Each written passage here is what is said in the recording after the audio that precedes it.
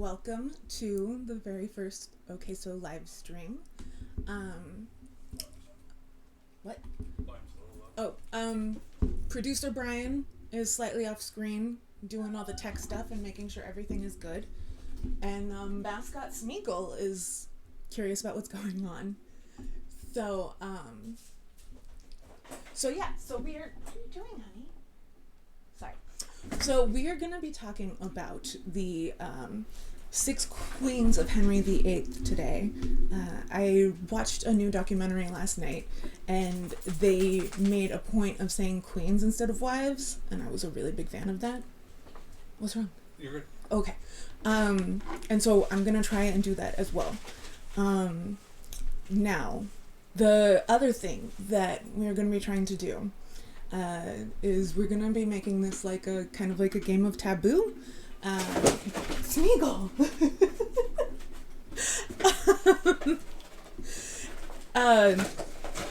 So, Smeagol, honey. We're very excited. So, what we're going to be doing is playing like a little game of taboo, where I'm going to be trying to not say Henry, because I want to try and focus more on the queens, and it's really easy to lose sight of that and start talking about Henry because he is honestly just like super fascinating.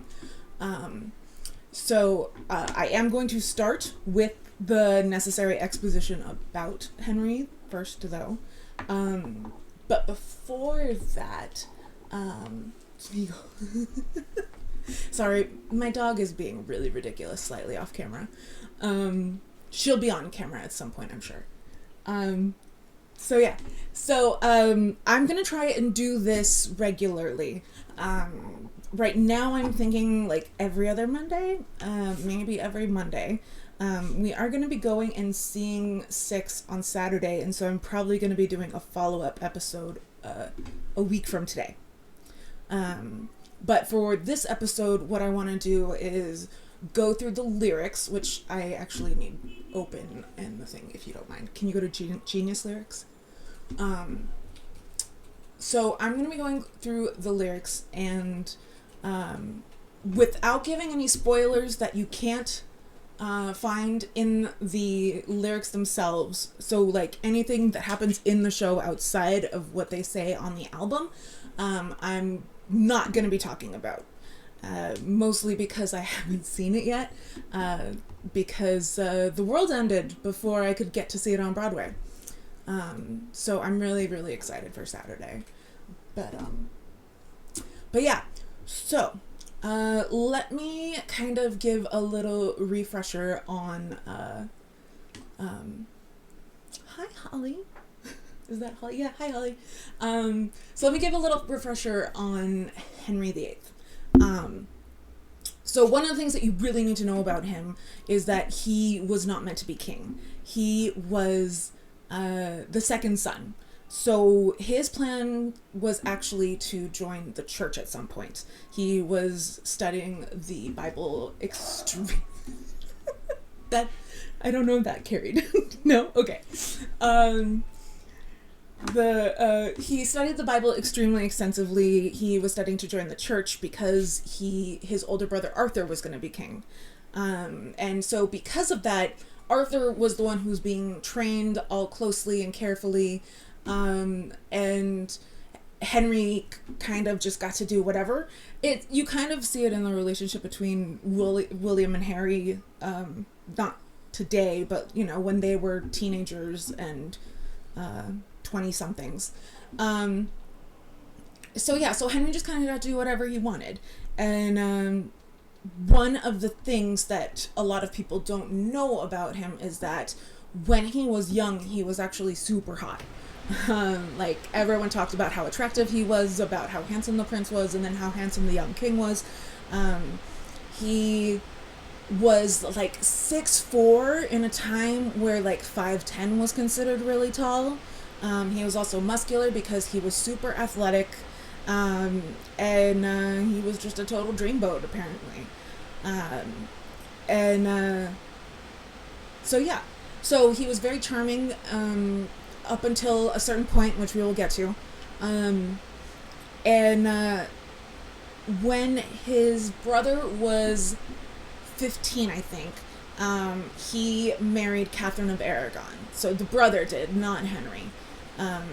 And then about 5 months into that marriage, he died from what was called sweating sickness. It was something that existed at the time, and we don't know exactly what it was. It just kind of disappeared one day.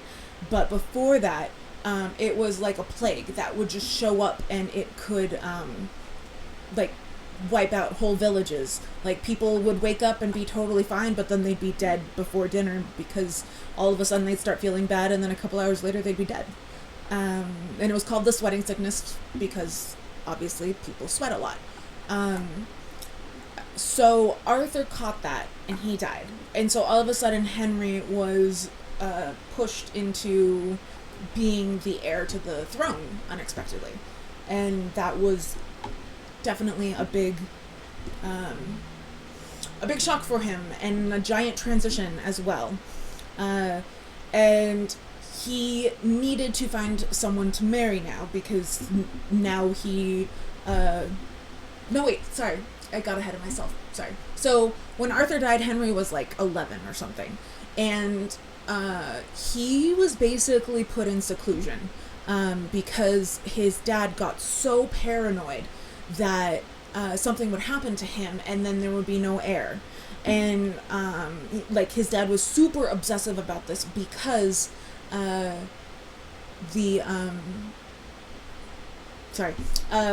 because his dad had won his crown on the battlefield. So it was a very, very, very fresh dynasty, as it were. So he was only the second generation.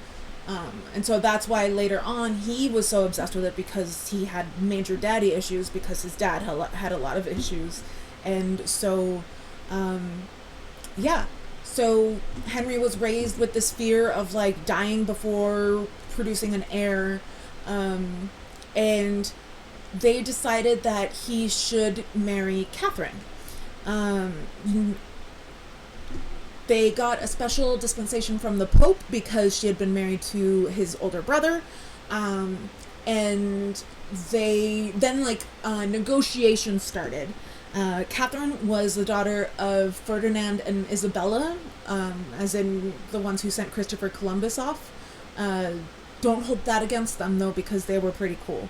And the atmosphere that she was raised in was super feminist, and she was raised to believe that like she could do anything, and women could do anything that men could do, and really definitely lived that out in her life.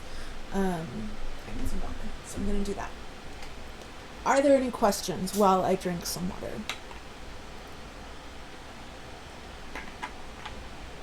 Okay, cool. So, does that mean? No. Alright. So I think that sets it up fairly well for the beginning.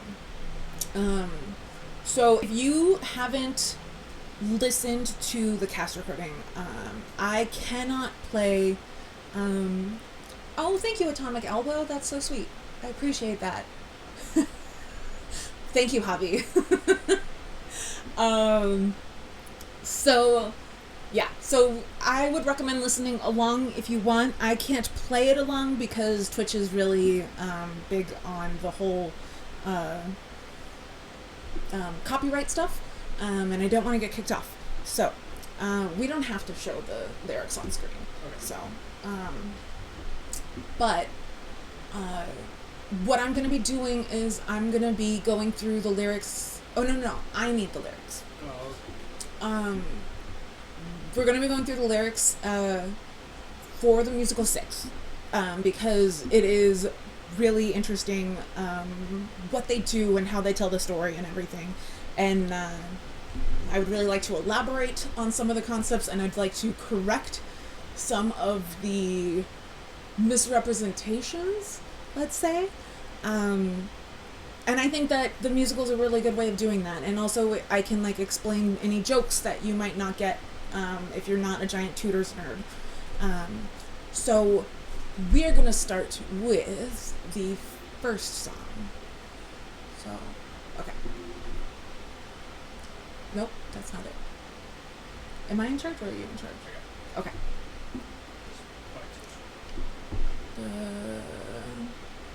6. Alright. Nope.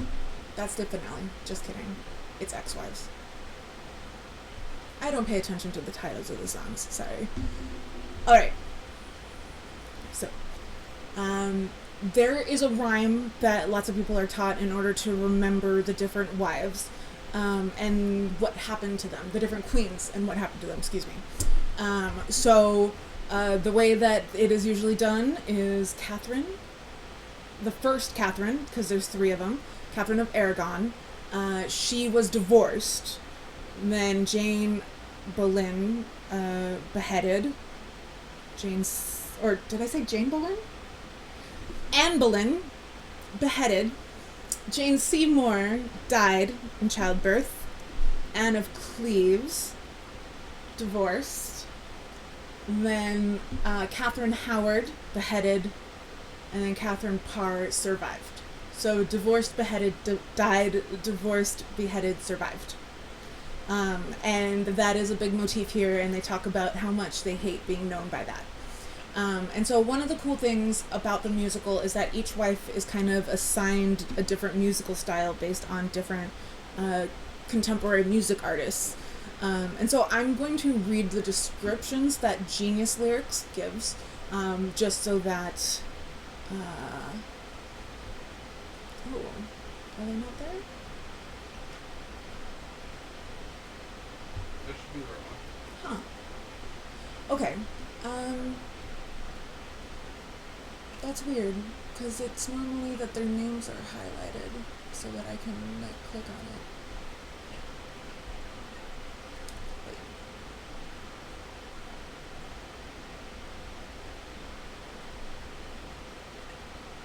Okay, so they do exist, it's just weird.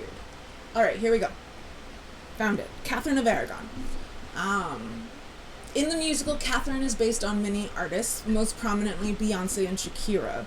Both are known as graceful, intellectual feminist women, very fitting for a queen like Katherine. None of them will succumb to petty drama. They are above that, they will end you without you even realizing it.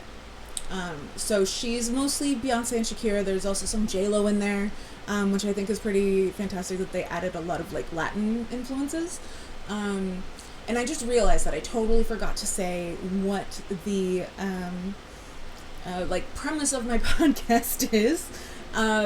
Basically, I am working on the tagline. What I've got so far is the only unscripted history podcast, and if you know of another one, please don't tell me because I like feeling special.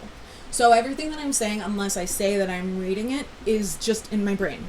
I'm not reading off of notes, it's just in my head. So, that is,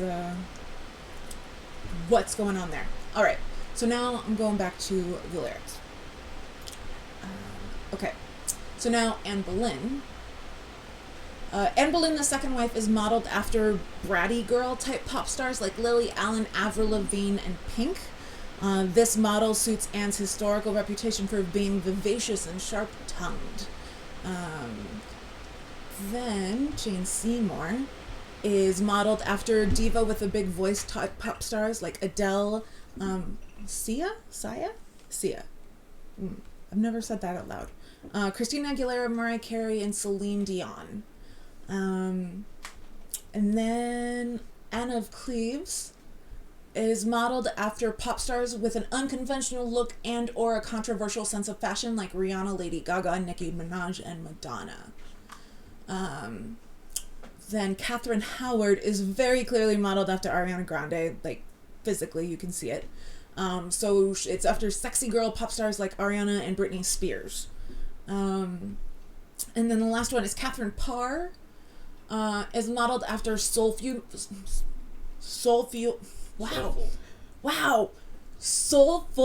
musician type pop stars like Alicia Keys, Amelie Sande, and Janelle Monáe. Do I not get to... Oh, Atomic Elbow. Just wanted to say I watched the British TV series The Tudors and loved it. Oh my gosh, I'm a little bit obsessed with that show, not gonna lie. I have a lot of strong feelings about different things that are portrayed, but in general, my favorite thing about it is how overall historically accurate it is, because that's super rare. Like, if you've ever watched the show Reign, no. But The Tudors does a pretty good job. I like watching it. It makes me happy. So we are gonna start at the beginning. So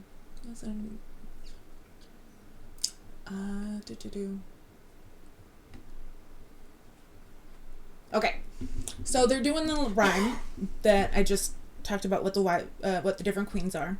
And they have some fantastic puns going on. So I'm going to try to not be like dissecting the lyrics and mostly going with just the history.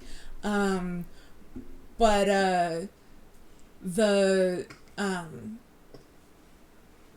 crap, I just lost my train of thought. Okay. So I'm sure there are several influences that challenge the true history. Yes, definitely. And I'm definitely going to be getting into some of those things here. Because, like, I have very strong opinions. All right. So I don't really want to be like a... why don't you just leave it up there? Okay. Yeah. I don't really want to be, like, going literally line by line and being like, let me talk about the song itself. I want to be going over the history, and then when there's good wordplay, though, that I have to bring up.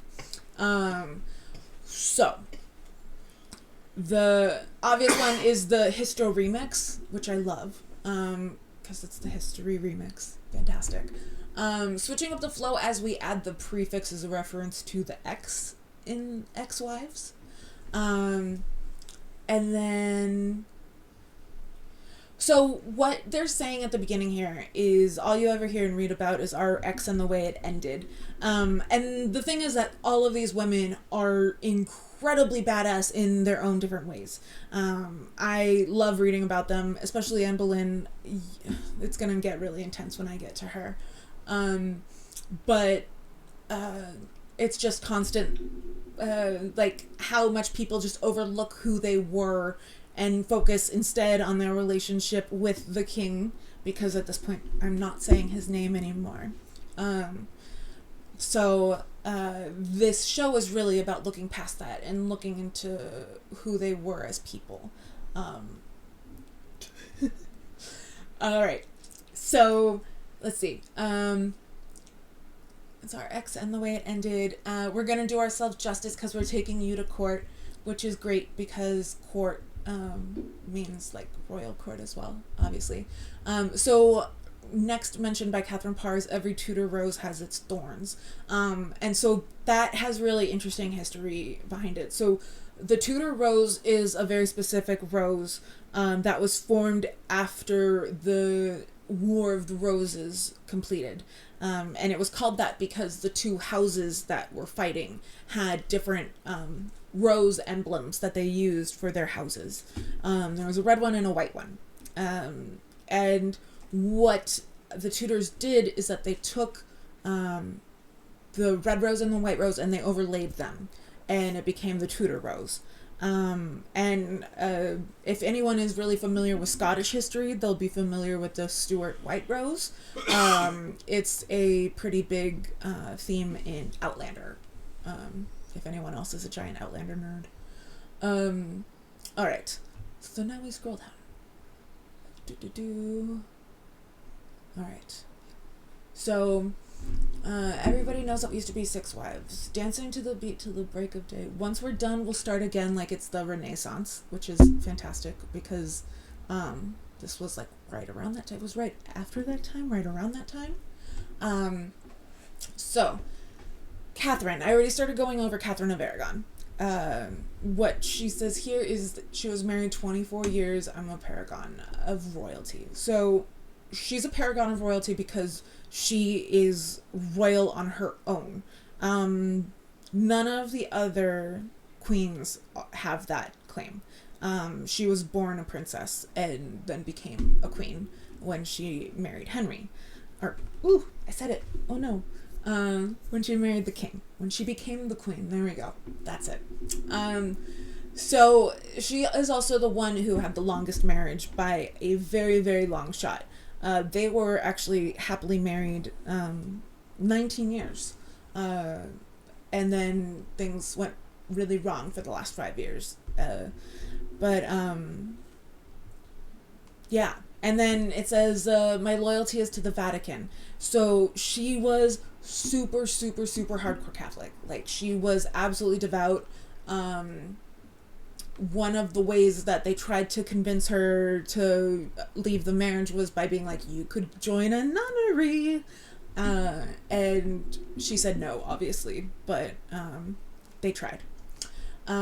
So next is Anne Boleyn. And her first line is, I'm that Boleyn girl, which is a reference to the other Boleyn girl. That title is a reference to Anne Boleyn's sister, Mary Boleyn. And that movie,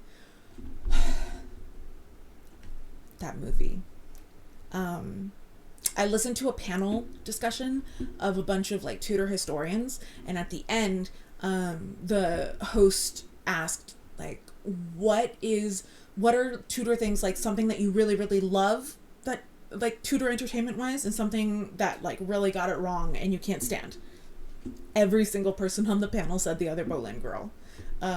It's really, really bad. I like to say that it makes Disney's Pocahontas look like a intense documentary, like that's how bad it is.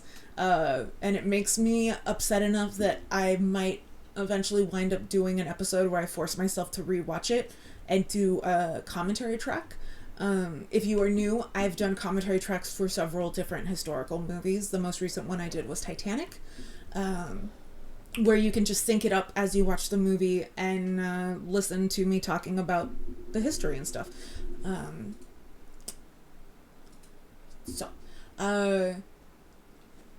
So I'm that Boleyn girl, and I'm up next. I broke England from the church, yet I'm not sexy. Gosh, okay. I just finished a biography about Anne Boleyn that absolutely blew my mind. I've read many biographies about all of these women, and this one was unlike any history book I'd ever read, not just like Tudor history book. Like, she covered things like consent and how the king is a total sociopath and narcissist. And if you've ever dealt with a sociopath and or narcissist, he's pretty much textbook. It's like, his behavior is very familiar to anyone who has ever interacted closely with anyone who falls under that category. Okay, I don't know if that got picked up, but that's Smeagol. My dog is Smeagol, and she likes to guard random things, and I call that Gollum mode. And so she's in Gollum mode. So she's fine. This is just sounds that she makes. They're very ferocious. My other roommate came out to check because she's listening in her room. All right, are we calm now? Yeah, here. Hey, come here. This is Smeagol. Smeagol, say hi. She's guarding a box. She likes to guard random objects. And today it's a box. Oh, it's a soda bottle. That's what it is. Okay. All right, I'm going to hand you over. There we go. So, that's what I'm being distracted by. Slightly off screen. All right. So I read this biography about Anne Boleyn. Is this just going to keep on happening? Oh my goodness.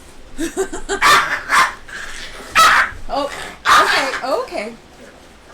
Okay. We're good.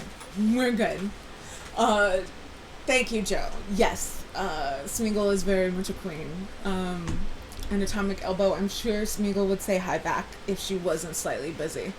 Okay, we're good. All right, so I read this biography. It's called Anne Boleyn, 500 Years of Lies. And the thing with Anne Boleyn is that after she died, there was a massive propaganda campaign, like huge smear campaign against her. And it basically, like, I'm going to go into it when we get to her song, but she did not break England from the church because she was that sexy. There was a lot more to it than that. And we're going to get into it when we get to her song. So, why did I lose my head? Well, my sleeves would be green, but my lipstick's red. So if you were here for the countdown before the show started, the remix of Green Sleeves was playing, because it's not true, but a lot of people think that Green Sleeves was written by the king for Anne Boleyn when he was trying to woo her. And that's not true. It's apparently like the type of music that the song was based on didn't reach England until like significantly after that. But enough people believe that that's true. And the musical has like a fun little funky remix of it right after Anne Boleyn's verse as well, which is fun. All right. So now, Jane Seymour. All right.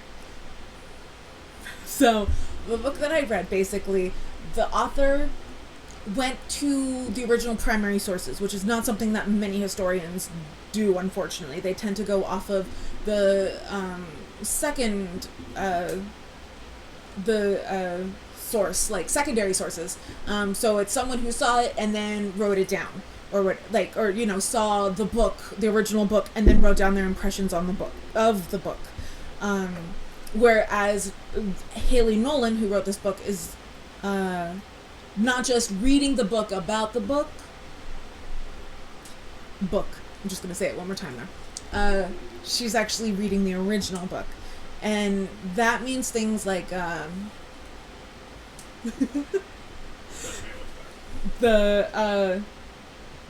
there's a poem that was written by a French ambassador person who was visiting the court right around the time of Anne Boleyn's execution, and wrote this like epic poem about it, because I guess he was just like dramatic that way. And he said something about how like people will pay more attention if it's written this way. But it was translated a long time ago, like shortly after it was written, basically. And no one really bothered to do it again. And what this woman did, not Haley Nolan, another woman whose name I can't remember, I'm blanking on, but I'll try and remember to put a link in the description. She went back to the original source and retranslated it. And as she was going through, she found like at least a dozen, probably more, lines that were never translated and published, because they were censored, because they didn't want people to think good things about Anne Boleyn. And the poem said things like how after watching how she died, people realized like, wow, we really messed up. She was actually really good and prudent and like lived a good life, because she really, really did. So lines like that were removed, and so people don't know how the contemporary people of Anne Boleyn's time actually felt about her, because most of what we know is based off of propaganda sources. And so what we think we know about Anne Boleyn is that she was this like scheming seductress, like plotting with her family on how to best seduce the king and how to become queen and all this, when really, like, if you look into the story, it's things like when he started going after her, if you're familiar with sociopaths, you are familiar with the way that they will aggressively pursue a person or a thing that they want until they get it, and then they'll just kind of like eventually like quickly lose interest and drop it. And that's what this was a case of. So yeah, so Anne was not leading him on. She was not playing hard to get. She did things like leave court for over a year to avoid him and to get away from him trying to seduce her, and trying relentlessly to get her to agree to sleep with him. So she like removed herself from court and all of the networking and connection possibilities that entails, and went back to her home in the country. That like you don't leave for over a year if you're just like teasing, you know, like that's, you're trying to get away.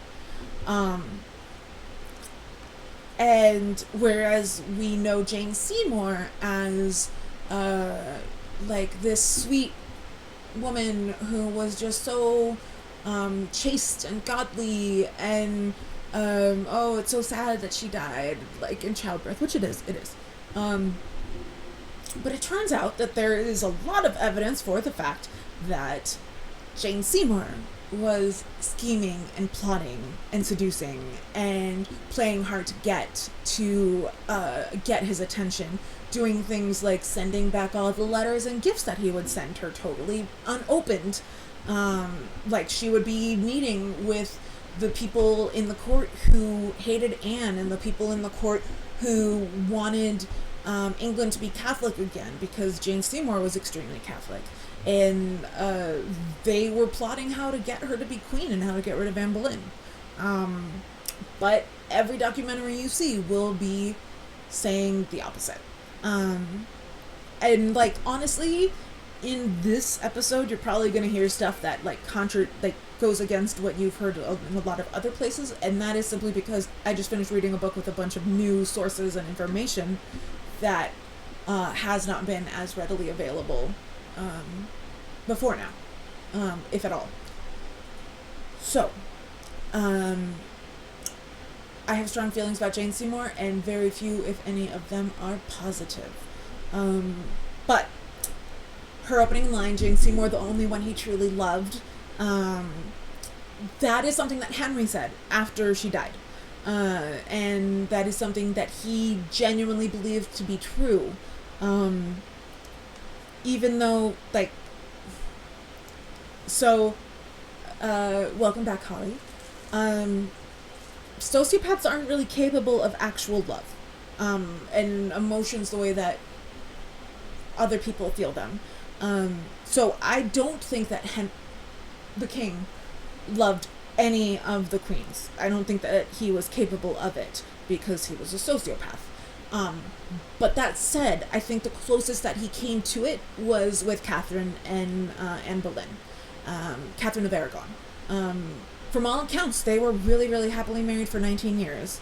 And then with Anne Boleyn, they were like power couple, and people said that like he was merrier with her than he'd ever been with anyone else, basically, and that they just laughed and joked and just seemed like a really happy couple.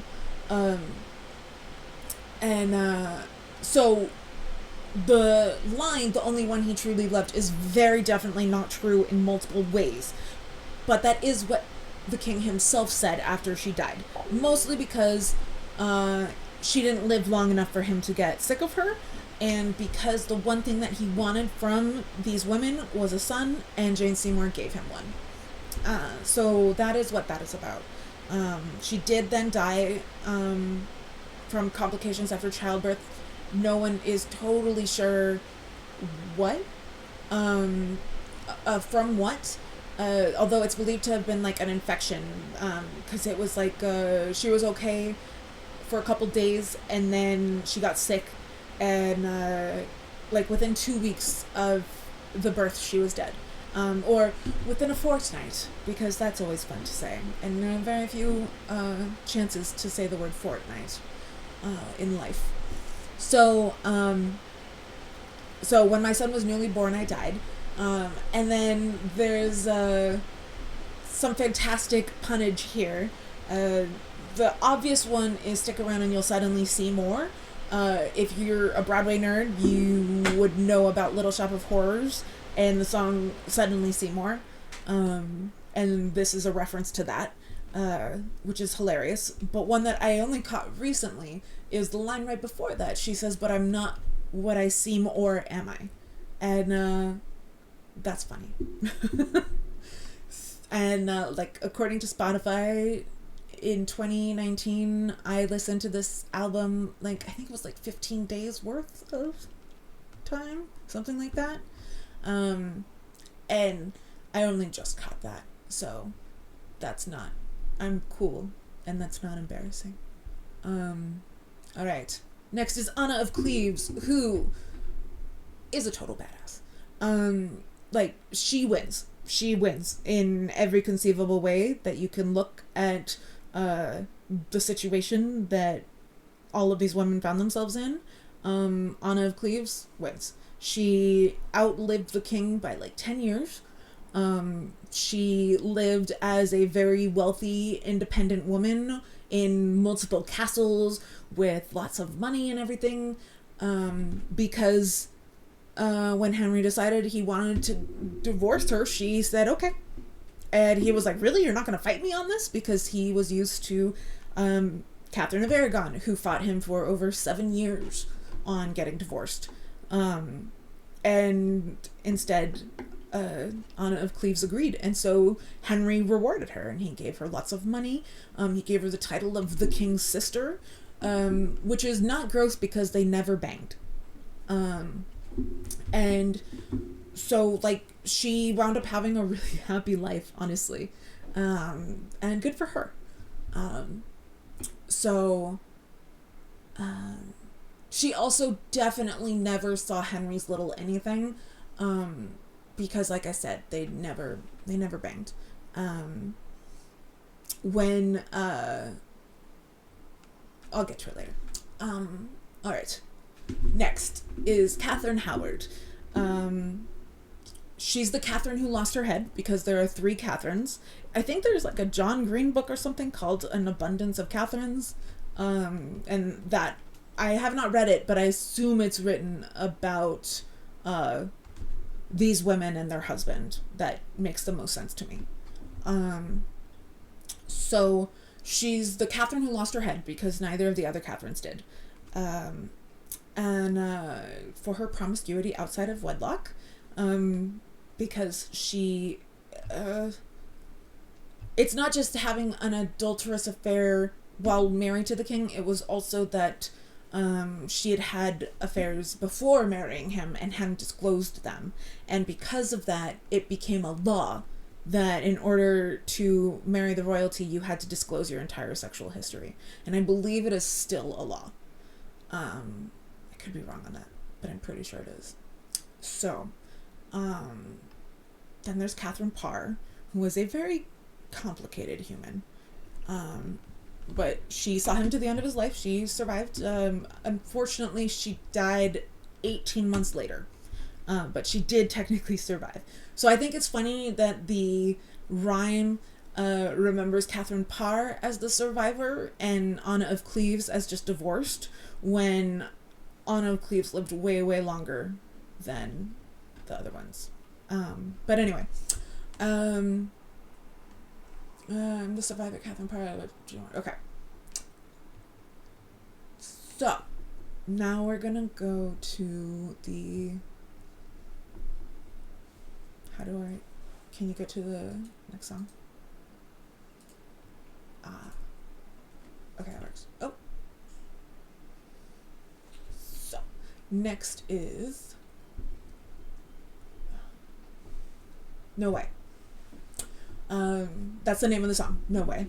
I wasn't just saying No Way. So this is Katherine of Aragon's song.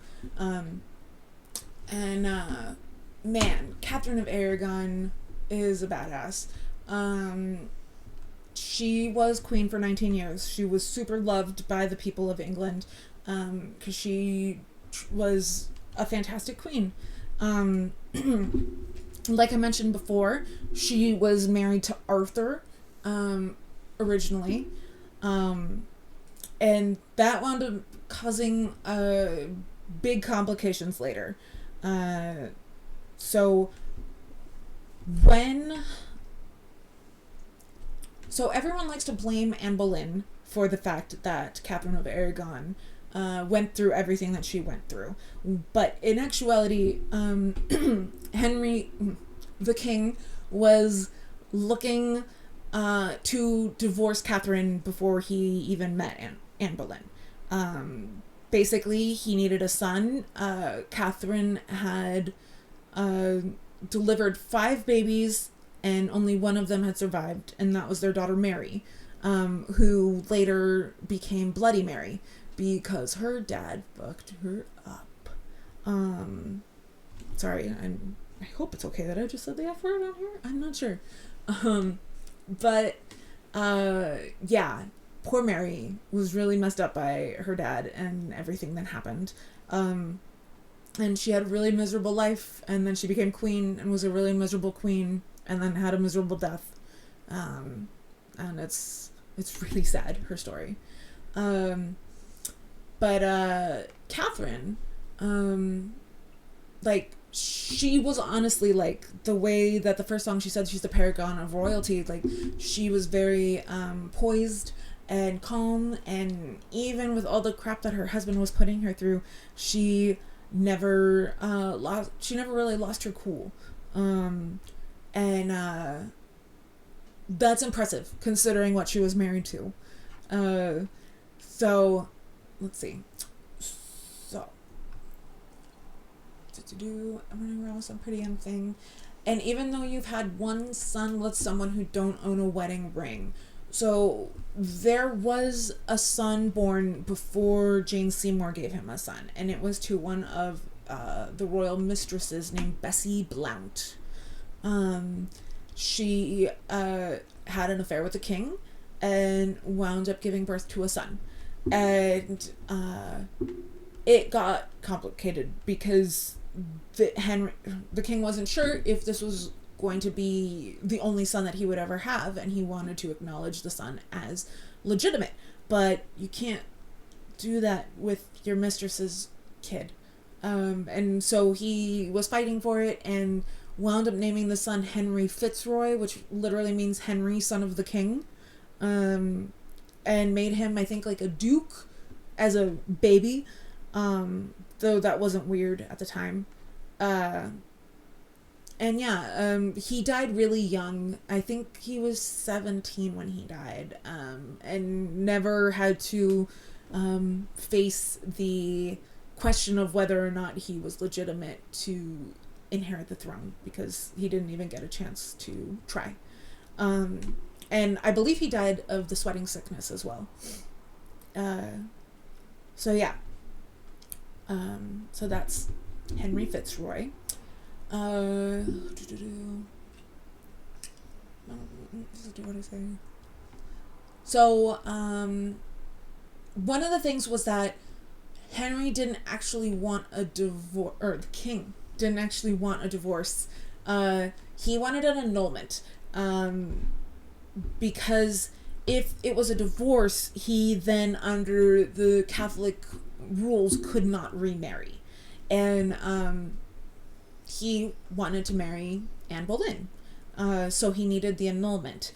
And so what he did was, I mentioned that he had been raised to become probably part of the church. So he knew the Bible, like, backwards and forwards, and could quote it. He was an expert. Like, the Pope actually made him, what's it called? Semper Fidelis, I think?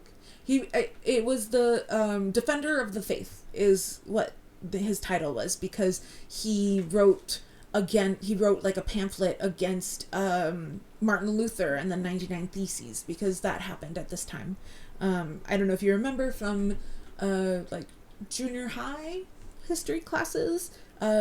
He went up to a church door and was like, "Hey guys, here's what you're doing wrong," and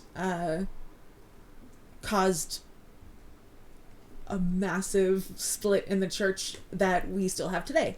Protestants are known as that because they were part of the protests that came from Martin Luther. And yeah, so that's where that's from. So the king spoke out against him, and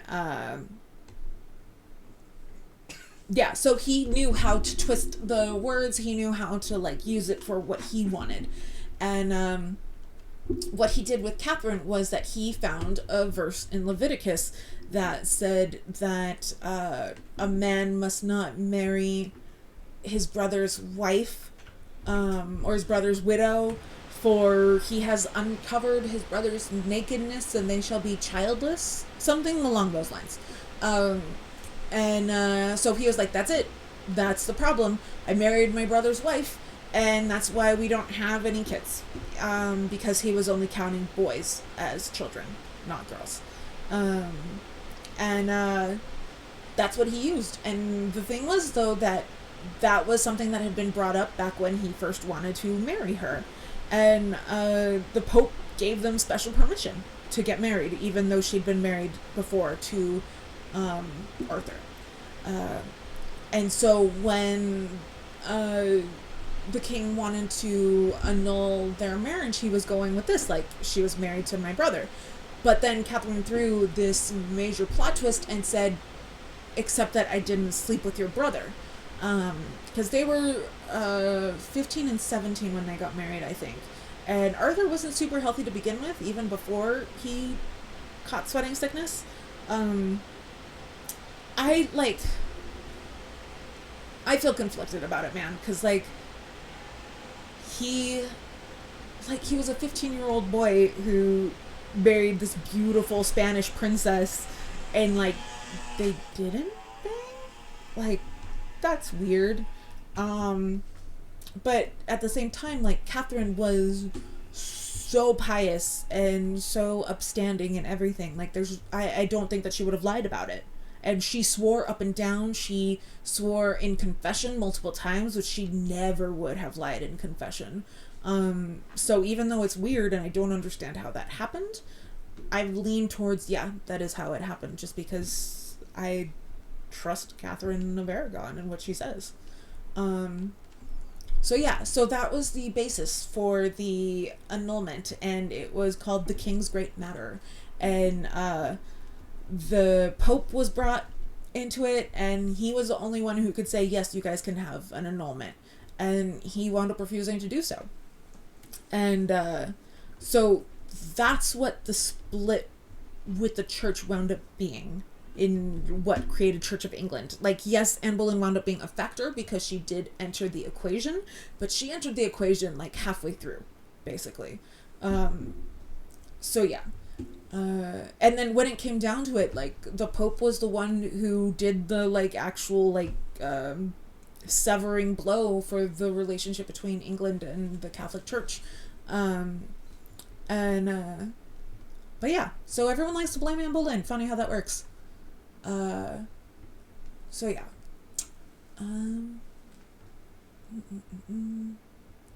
You thought it'd be funny to send me to a nunnery.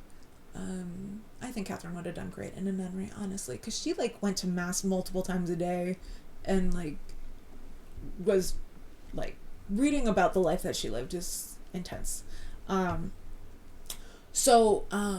Towards the end here, she says, "You've got me down on my knees. Please tell me what you think I've done wrong." And that's not metaphorical. When the king started demanding their annulment, Catherine said that she wanted to have a trial in a public court, and she wanted to be able to defend herself. And so basically what she did was, when she was called on to speak, she stood up and knelt down in front of Henry and gave this beautiful impassioned speech about how good of a wife she had been and how much they loved each other. And and he got all embarrassed and angry and was telling her to get up, which just made him look like a jerk. And people were talking about it later. It was a big deal. It was a giant scandal.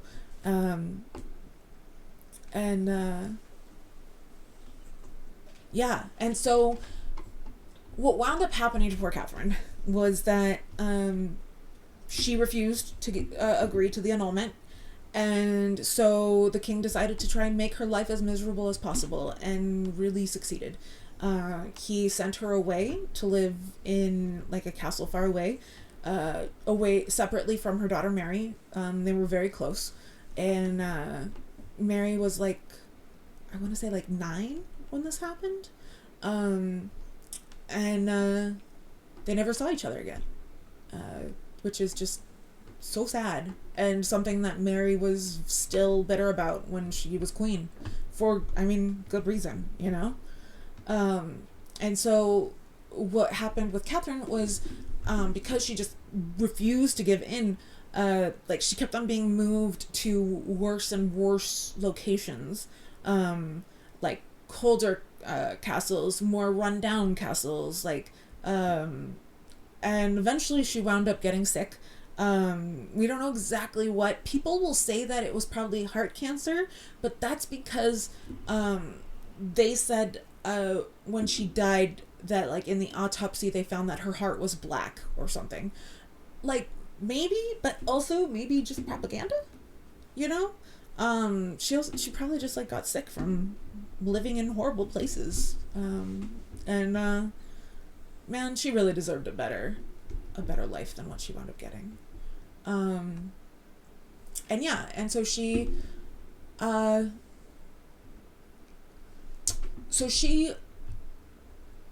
okay, so when she got sent away, Anne Boleyn had already kind of like been moved in as the mistress, and so once she was gone, the king had this kind of habit of like out of sight, out of mind, and sending other people to do his dirty work. So once Catherine was gone, like, he didn't think about her anymore. Like, she was gone, done.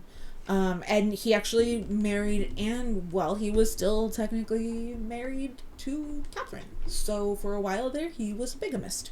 But they were in a big rush because after 7 years of being together and wanting to get married, she was refusing to sleep with him. And that's something that lots of people try to say is just like her being manipulative, etc., etc. But she was actually like a really religious person. She was a devoted reformist. She followed Martin Luther. She owned a bunch of illegal books, and was very passionate about it. And like I said, like, she wasn't playing hard to get. She actually like left court for a while, yeah. So let's see. All right. So her song, it's great. I love the song. I love this musical. But their portrayal of Anne Boleyn,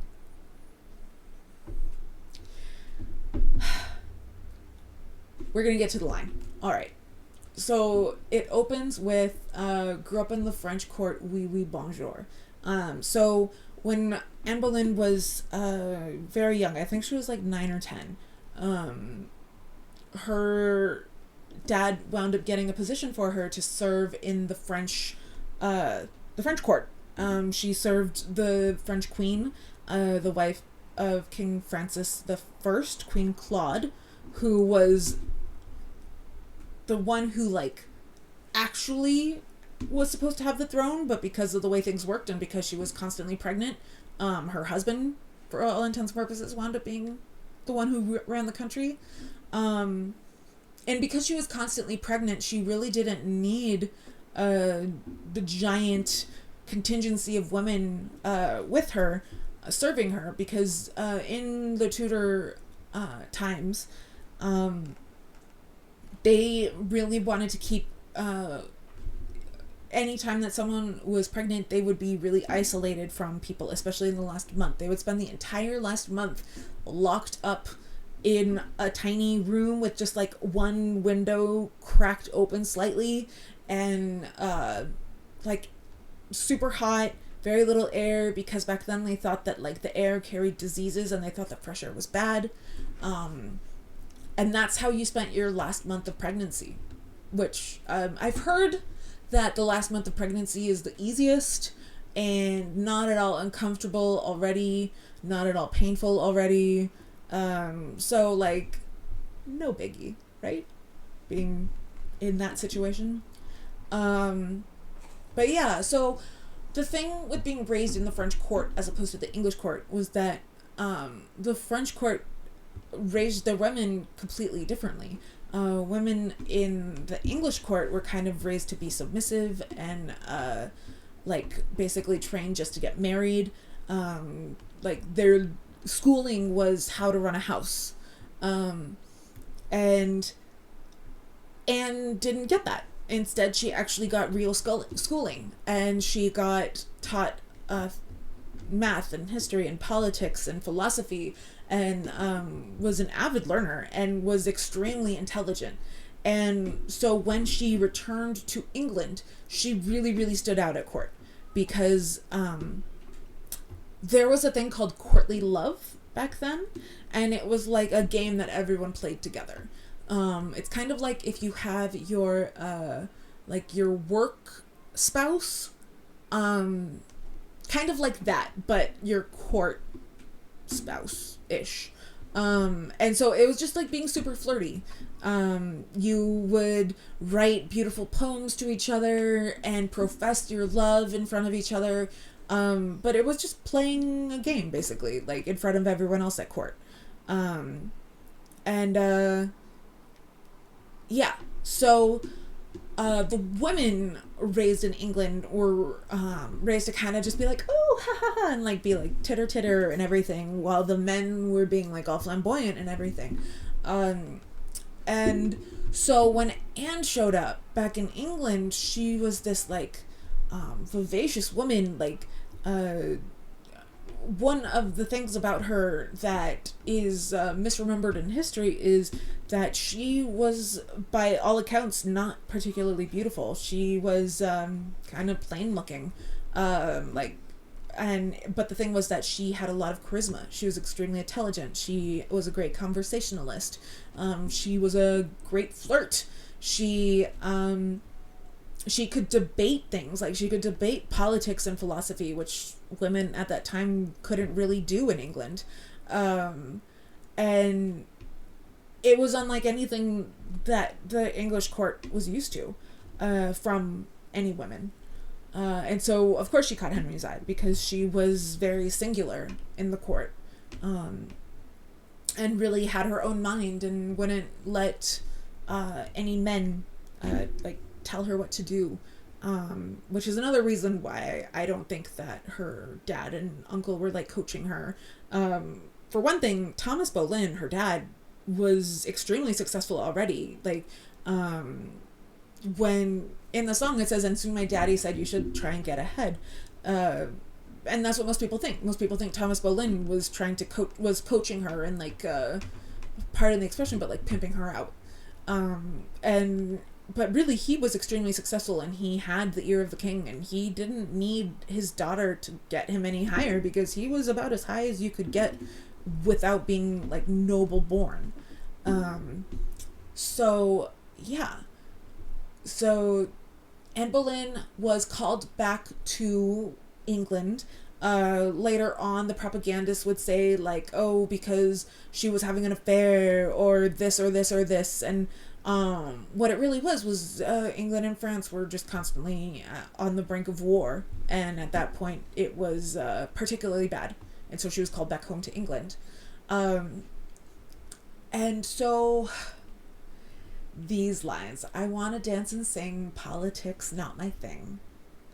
I get mad every time I hear them. Like, Anne Boleyn was passionate about politics. She was smart about politics. She was very educated about them and very interested in constantly learning more and widening her scope of knowledge. And yeah, like I said, like super unique for the court at that time. And so saying politics not my thing about Anne Boleyn is like saying like history not my thing about me, except maybe even worse. So yeah, I get very upset about how they portray her in this musical. It's the one thing that I truly dislike about this musical is how they portray Anne Boleyn.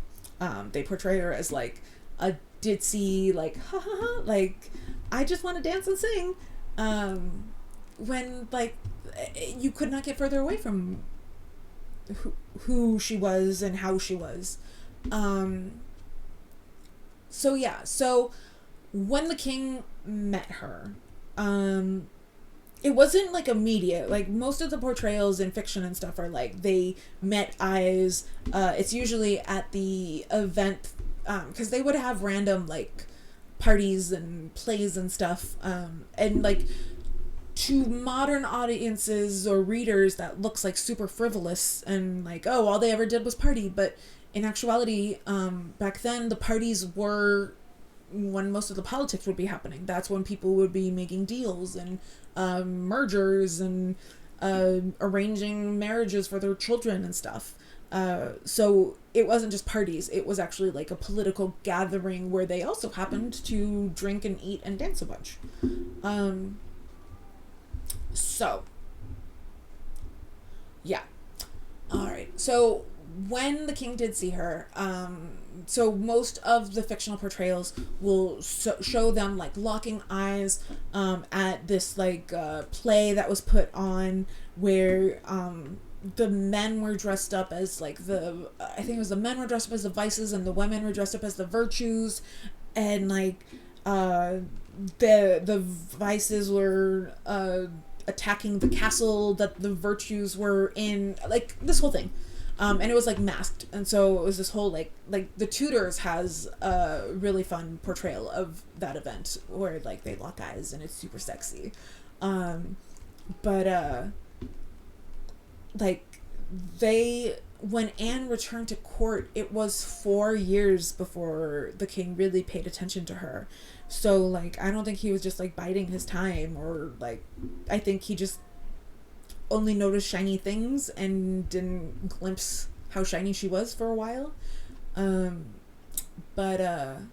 Yeah, and I would also really like to thank this musical for helping me, because when I first moved to New York City, I had no idea how to pronounce that cafe name. But thanks to Six, I know that it is pronounced Pret a Manger. So thank you, Six. I really appreciate that, because I was having to say, I don't know how to pronounce it, so I'm just going to say it as white as humanly possible. Pret a Manger. And that's how people would know what I was talking about. But now I can sound like a pretentious French-speaking person. But yeah.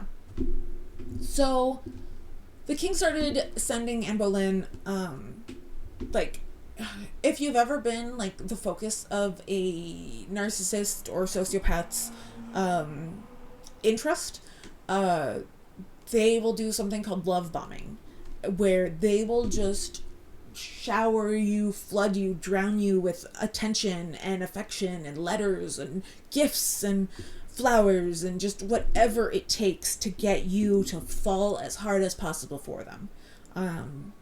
And it is a very, very common thing with sociopaths and narcissists, because they like getting people trapped by their like charm and then ensnared, and then they're able to control them. And so the relationship between the two of them in the beginning is very much Anne is being love bombed, like, which sounds sexy, but it's not. Like, he was just constantly sending her letters and gifts. She would send the gifts back, but she would reply to the letters, and try and be like, oh, I'm not worthy of your attention, like, you should probably find someone who is. And then he would just, yeah, and we don't know exactly what she said, because after she was murdered by her husband, she like, he went and destroyed everything he could find that had anything to do with her. He wanted to erase her completely from history, from existence. And so one of the reasons why we have so many misconceptions about her is because we have so little evidence about her. And that's why I was so excited about the book that I was reading, because she really went to the primary sources and reevaluated them with fresh eyes instead of going along with what we've been told for 500 years. So, like I said, we don't know what Anne said back, but the letters that he sent her are in the Vatican, and man, it's weird because people will like read them and be like, oh my gosh, look at the romance, and like he's so in love with her, and really like looking at that, it's like, no, this is just obsession. This is a sociopathic obsession with someone. And like looking at the letters, I'm like, there's no way she feels comfortable getting that, like, and instead it's looked at as like true romance and him just wooing her, and it's very much not the case. So one of the things that the book that I just read did was kind of reframe how she's perceived to begin with. I'm going to drink some water really fast. Okay.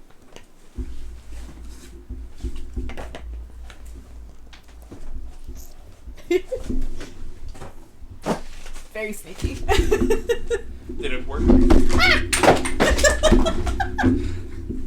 All right. Serious. Okay. So here's the thing with Anne Boleyn that people don't really like know, because it's not really widely spoken about, is how passionate she was about the Reformation. She was very, very active in Reformist circles. She was very outspoken about the corruption in the Catholic Church, because at the time, the Catholic Church was, like, if you go to Catholic school, they kind of, like, mention this quickly one day in history, but if you actually look further into it, it's, it gets pretty dark.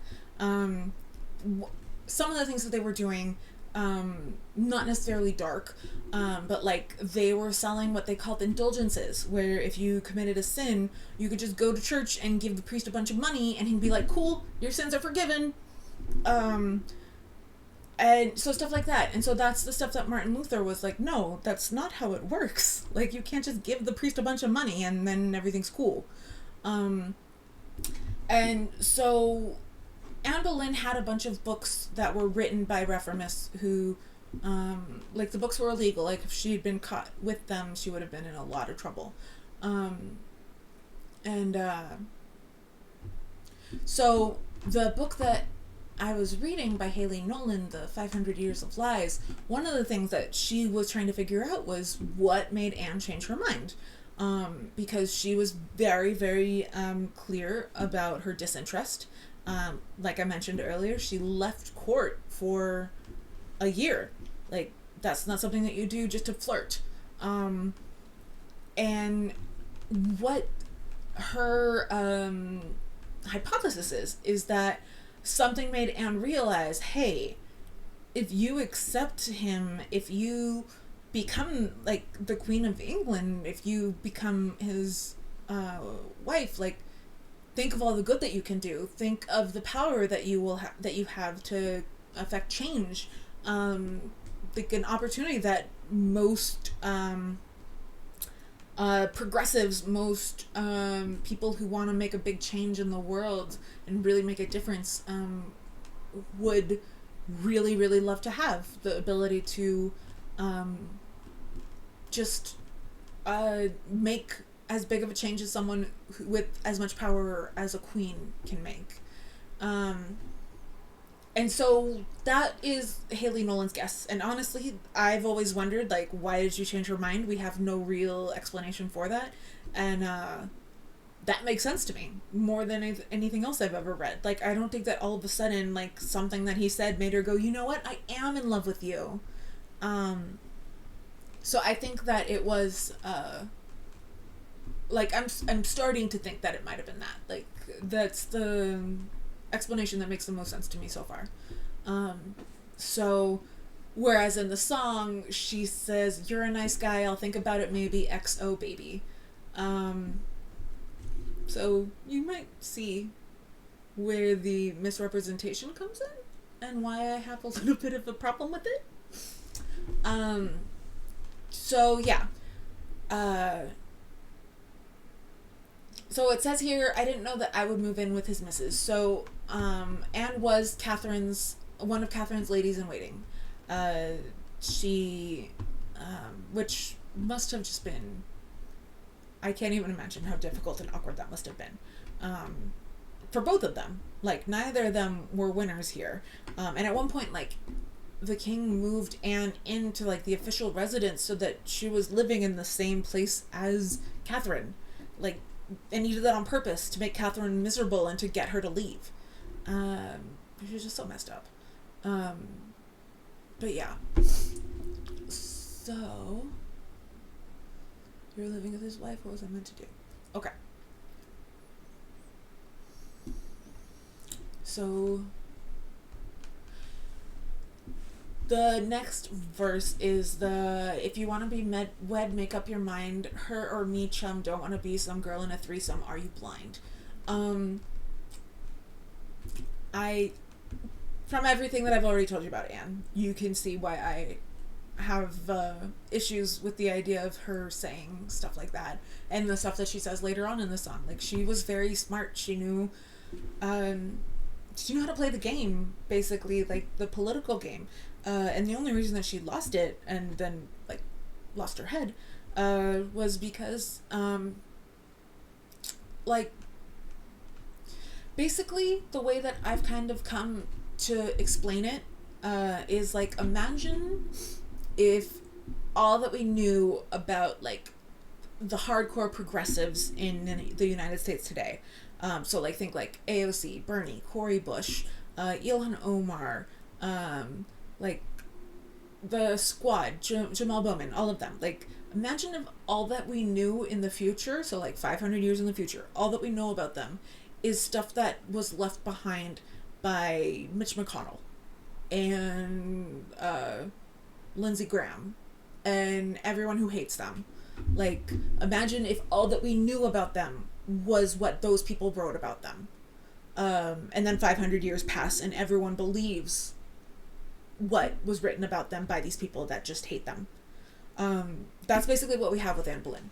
Anne Boleyn had her own versions of Mitch McConnell.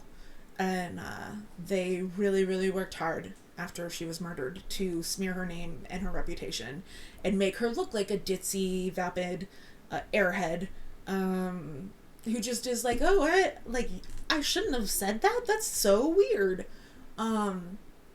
So, one of the things that is really erased about her reign as queen is how much good she did. Like, Anne Boleyn, basically, like, I don't know if I can say invented, but, like, she basically invented, like, Medicare for all and free tuition for higher education or education in general. A lot of programs to help the poor. Like, she was even talking about, like, universal basic income. She after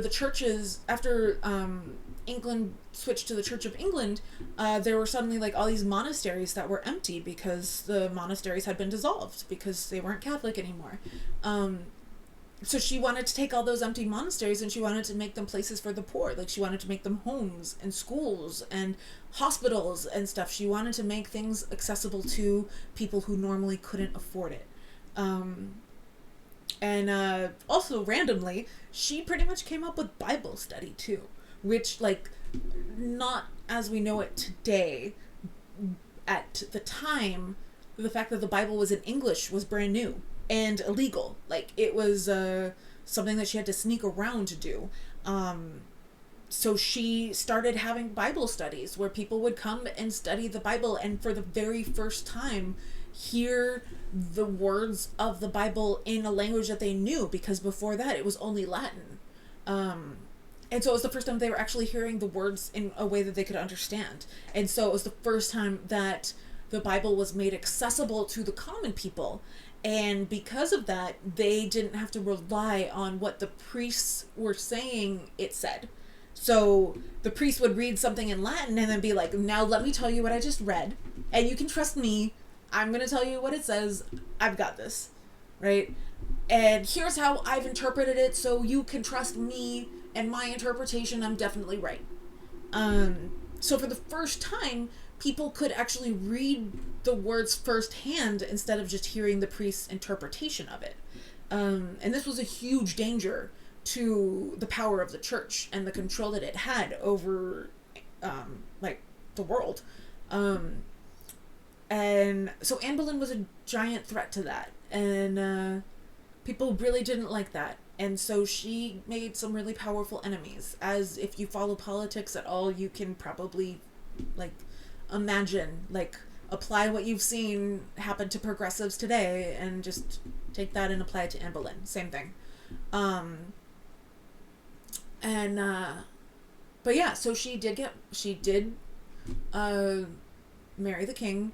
And, like, if you look at the song, like, one of the things that supposedly she said is, like, he doesn't want to bang you, somebody hang you. Like, there are a lot of accounts of things that Anne Boleyn said. Some of those things, after she was arrested,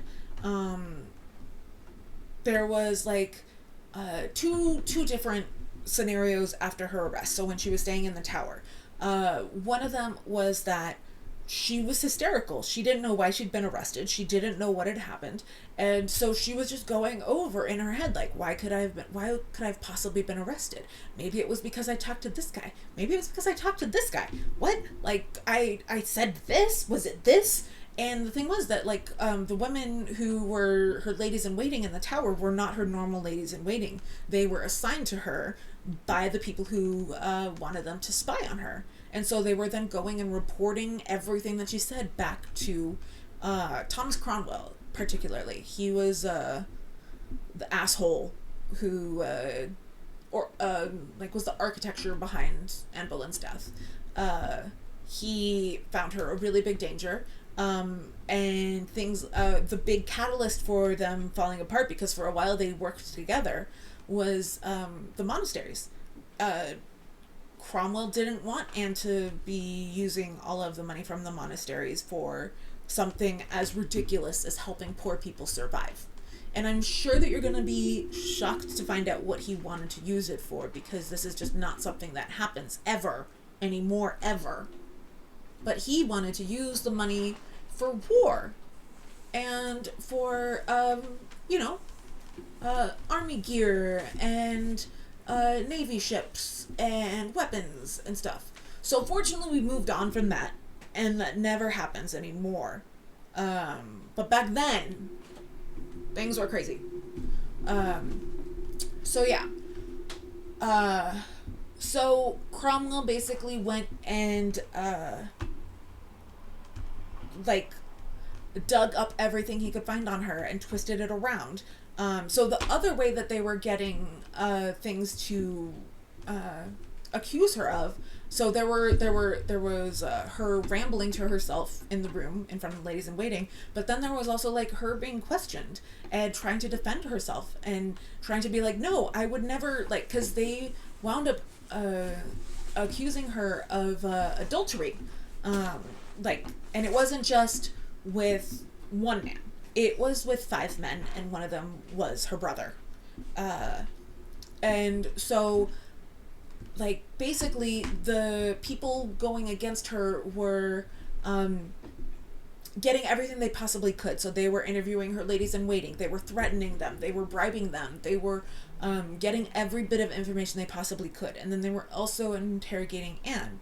And so, like, one of the famous exchanges that you hear that supposedly Anne Boleyn had with one of these men was where she was talking to him about, like, oh, why haven't you married my cousin yet? And he said something about, like, just, like, waiting until the time was right or something. And then she said, you look for dead men's shoes, and you would want to marry me. Basically, she was saying, like, you're hoping that the king will die and that you can marry me. Thank you, Crazy Hawaiian. I really appreciate it. I hope you have a wonderful evening. What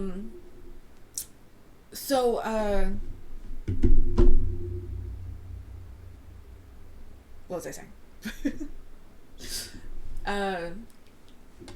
So she was talking about like the different men that she like. So she was kind of like defending herself to them, and she was saying things like, oh, I didn't flirt with anyone. Like, I went up to Henry Norris and I told him, like, you're waiting for the king to die because you want to marry me. And I told him, that's not okay. And they took that and twisted it so that she was flirting with him instead. And that's what people think, like, actually happened. And one of the ways that you can really tell that this was all crap was with all of the men that they were kind of like looking at, like all the men that Anne mentioned, the ones that got selected were the ones that Cromwell had personal beef with, or who he would benefit if they died or disappeared or whatever. And I don't think that is a coincidence at all. And on top of that, so there were 5 men, and 4 of them were noble, and you weren't allowed to torture nobility. And so the one man who wasn't noble and was able to be tortured is the only one who confessed and admitted guilt. And so I don't think that that's a coincidence. And like it was really gross torture too, from what I've read. Yeah, so basically she was framed, is what I'm saying. And what it came down to was Anne was really, really pushing some progressive reforms, and the king was supporting it. And he was kind of like, yeah, I totally see where you're coming from, and I like this idea. And Cromwell did not like that at all. And so he was like, I need to get rid of her as soon as possible before the monasteries are taken and become this thing, and before I lose all this money that I can use. Basically, yeah, so Henry agreeing with her and standing up for her was like the last straw for him. And so all of the information about like Henry plotting and Henry wanting to get rid of her and everything, what like I've learned in this book is that just a week before she was arrested, he had written to I want to say the Holy Roman Emperor about like how his beloved wife, like how they hope to have male heirs soon, and stuff like that. And like that's not something that you write if you're planning on murdering your wife, you know. And like apparently the way that it was presented to him, it was like immediate turnaround. Like they did not want him to have a second to be able to change his mind. So like Cromwell kind of like tricked him into calling Parliament back because they were on break. And what he did was he went to the king and was like, did you know that it's legal to defend the Pope? Like that's not a crime. And so the king is like, well, that's not acceptable, and he calls all of Parliament back.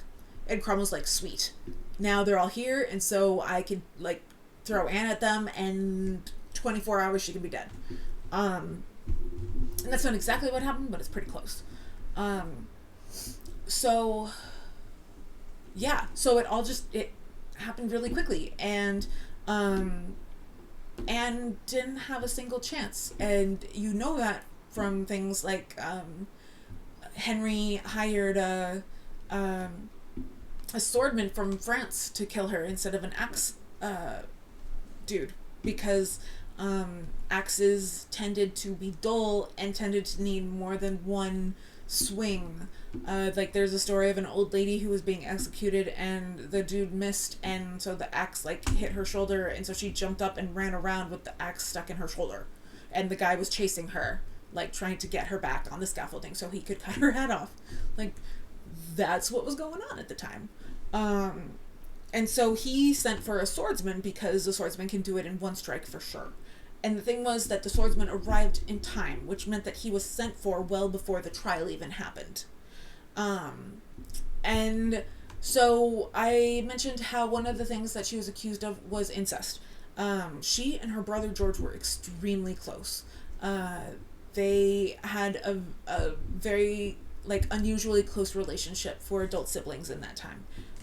And he was kind of like the one person that she trusted, because she was constantly being betrayed by people around her who were either trying to use her or trying to get to Henry or the king. So they became extremely close over the years, and like they'd been close as children as well. And the evidence that they had for the incest, I'm sure you're thinking, like, well, they must have had really good evidence if they accused them of incest. So what they had was a letter that Anne had written to her brother George, and it was saying that she was pregnant. And that's it. They decided, oh, clearly she was telling him about his baby. Not the king's baby. It was his baby. So they had a really, really solid evidence against her, clearly.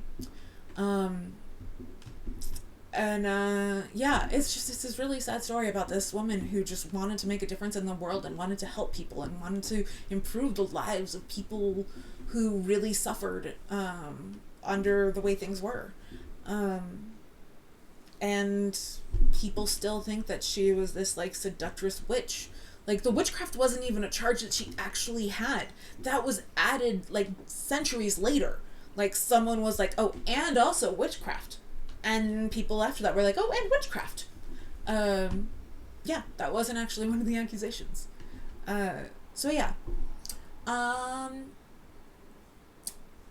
So one of the things that they say in the song is, wow, Anne, way to make the country hate you.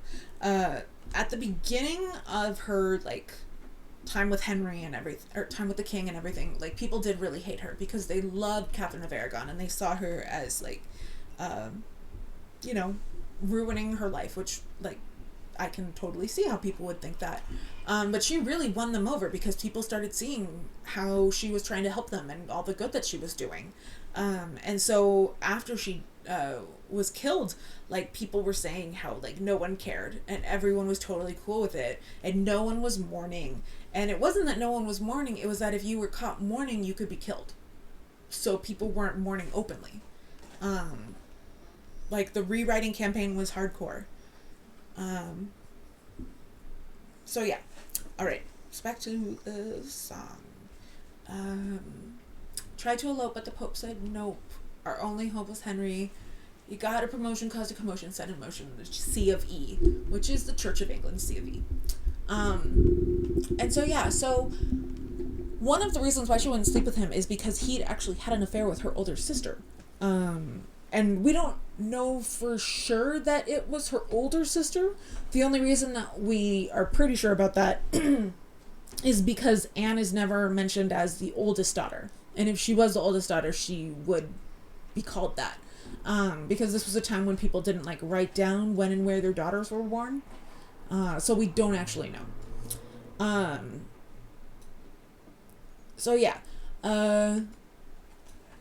So she was refusing to sleep with him, because she knew that he would just, like, use and discard, like he did with her sister.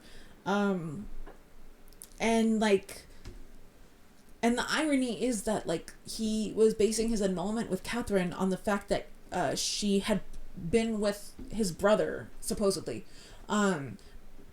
The same thing would apply in reverse with him having slept with Anne's sister. And that was actually used later to annul his marriage with Anne, was the fact that he'd slept with her sister, even though they'd once again gotten special permission for them to get married. So in the song, and the Pope did wind up excommunicating the king, and Anne, I believe.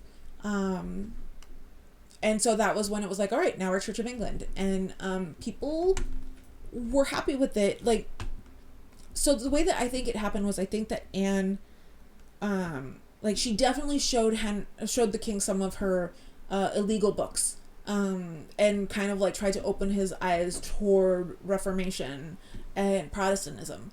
And what I think happened was she was trying to show him, like, here's all the things that the Catholic Church is doing wrong, and you can really fix it and make it better. And what he heard was, you can make your own church and be in charge. And so people kind of, like, blame her on that, but I don't think that was her intent at all. And I also definitely do not believe a single thing mentioned here about her flirting with guys to make him jealous, and her teasing him about getting it up. Like, none of that would have happened, ever. She was way too smart for that. The thing about her flirting with other guys, like I mentioned earlier, like, when every other woman is, like, looking aside shyly, and that's their flirting, when she's boldly talking to them and looking them in the face, like, people are looking at her as, like, a wild flirt. And yeah, so it's just, it's so unfair. Anyway, so one of the things that I mentioned how the king would kind of be like, out of sight, out of mind, now I don't have to think about it anymore. With Katherine of Aragon, Anne Boleyn, and Katherine Howard, he never actually said bye to them. He basically just said, like, cool, I'm done with you, and walked out, and that was it. They never saw him again. Like, it was definitely a pattern. And so with Anne and Katherine Howard, that meant that, like, they couldn't defend themselves to him. Like, at first he didn't believe it, but the people whispering in his ears were like, no, they totally cheated on you. And eventually he would believe it. So yeah. So anyway, that is Don't Lose Your Head. I'm trying to think if there was anything else I wanted to mention. Probably a bunch that I'll remember later. All right. So now we are doing Heart of Stone. Jane Seymour. I've already ranted about her. And honestly, there's not a lot in the song for me to dissect, and I've already talked about most of it. Like, one of the things, though, she says, you say we're perfect, a perfect family, you hold us close for the world to see. Like, but I know without my son your love could disappear. Like, she's extremely self-aware in this song, like, and that's extremely true. Like, if she hadn't delivered a son, probably same thing would have happened to her that happened to everyone else. And, like, so people kind of see Jane as boring because we don't really know a lot about her. But one of the things that we do know is that she tried once or twice to bring religious reform up with the king, although it was in the opposite way. She wanted to go back to Catholicism, which is why there was this whole movement to get her to seduce the king, is because people wanted the country to go back to Catholicism. And Jane had been a lady-in-waiting to both Catherine and Anne. And when she was a lady-in-waiting with Catherine, she really saw how Henry treated her. And then she saw the whole Anne Boleyn thing, but she saw it from Queen Catherine's side. And so she probably had a grudge against Anne, because when Catherine got sent away, she had to give up her household, like most of her household servants and stuff, and Jane was one of them, so she got sent back to the country. And I might have already said that. Did I ever talk about this? No? I don't know. It doesn't matter. And so, like, going back to the country, that was basically it. She was old enough that it was like, all right, now I'm just a spinster, and that's my lot in life from now on. Like, you cannot imagine that she was very happy with Anne Boleyn because of that. Like, she probably blamed Anne. And then Anne was the one who called her to court. The Tudors had a very firm policy of not having sex while pregnant. And so when noble women would be, like, out of commission, as it were, like, cheating happened. and it was extremely common, and especially with the courtly love going on and everything. And people were constantly throwing women that they wanted to use to get to the king. And Jane was one of them, and she was just extremely successful. And when she was being thrown at the king, this was someone for the very first time had succeeded in becoming queen as a commoner. And so she was trying to like run Anne's playbook. But she was doing like sending the letters and the gifts totally, both completely unopened, and just like really, really playing him expertly. And yeah, but that's not how people remember her. So yeah, I think that's all I have to say about her. So I know I spent a long time on Anne, but I did warn you that would happen. So hopefully the rest will be faster. All right. So next is House of Holbein. There's not a whole lot for me to say about this, but Hans Holbein was a famous painter at the time who would be sent around the different royal houses and different places to paint portraits, and he was known for being extremely lifelike. And so when Jane Seymour died in childbirth, Henry spent a couple years moping. And so the end of the line for Anne Boleyn came because she miscarried a male baby. And it happened because she heard that the king had been injured in a jousting tournament. He had a major head injury and a bad leg injury. He had been unconscious for several hours, and people were scared for a little while that he might die. And he didn't have an heir yet. He had the Princess Mary, and then by then Princess Elizabeth, so the future Queen Elizabeth, had been born. And Anne was pregnant again. And when she heard about Henry's accident, she apparently like panicked so much that it caused a miscarriage. And that was kind of it. Like after that, she was done. Like everyone moved in. Like she had no more security.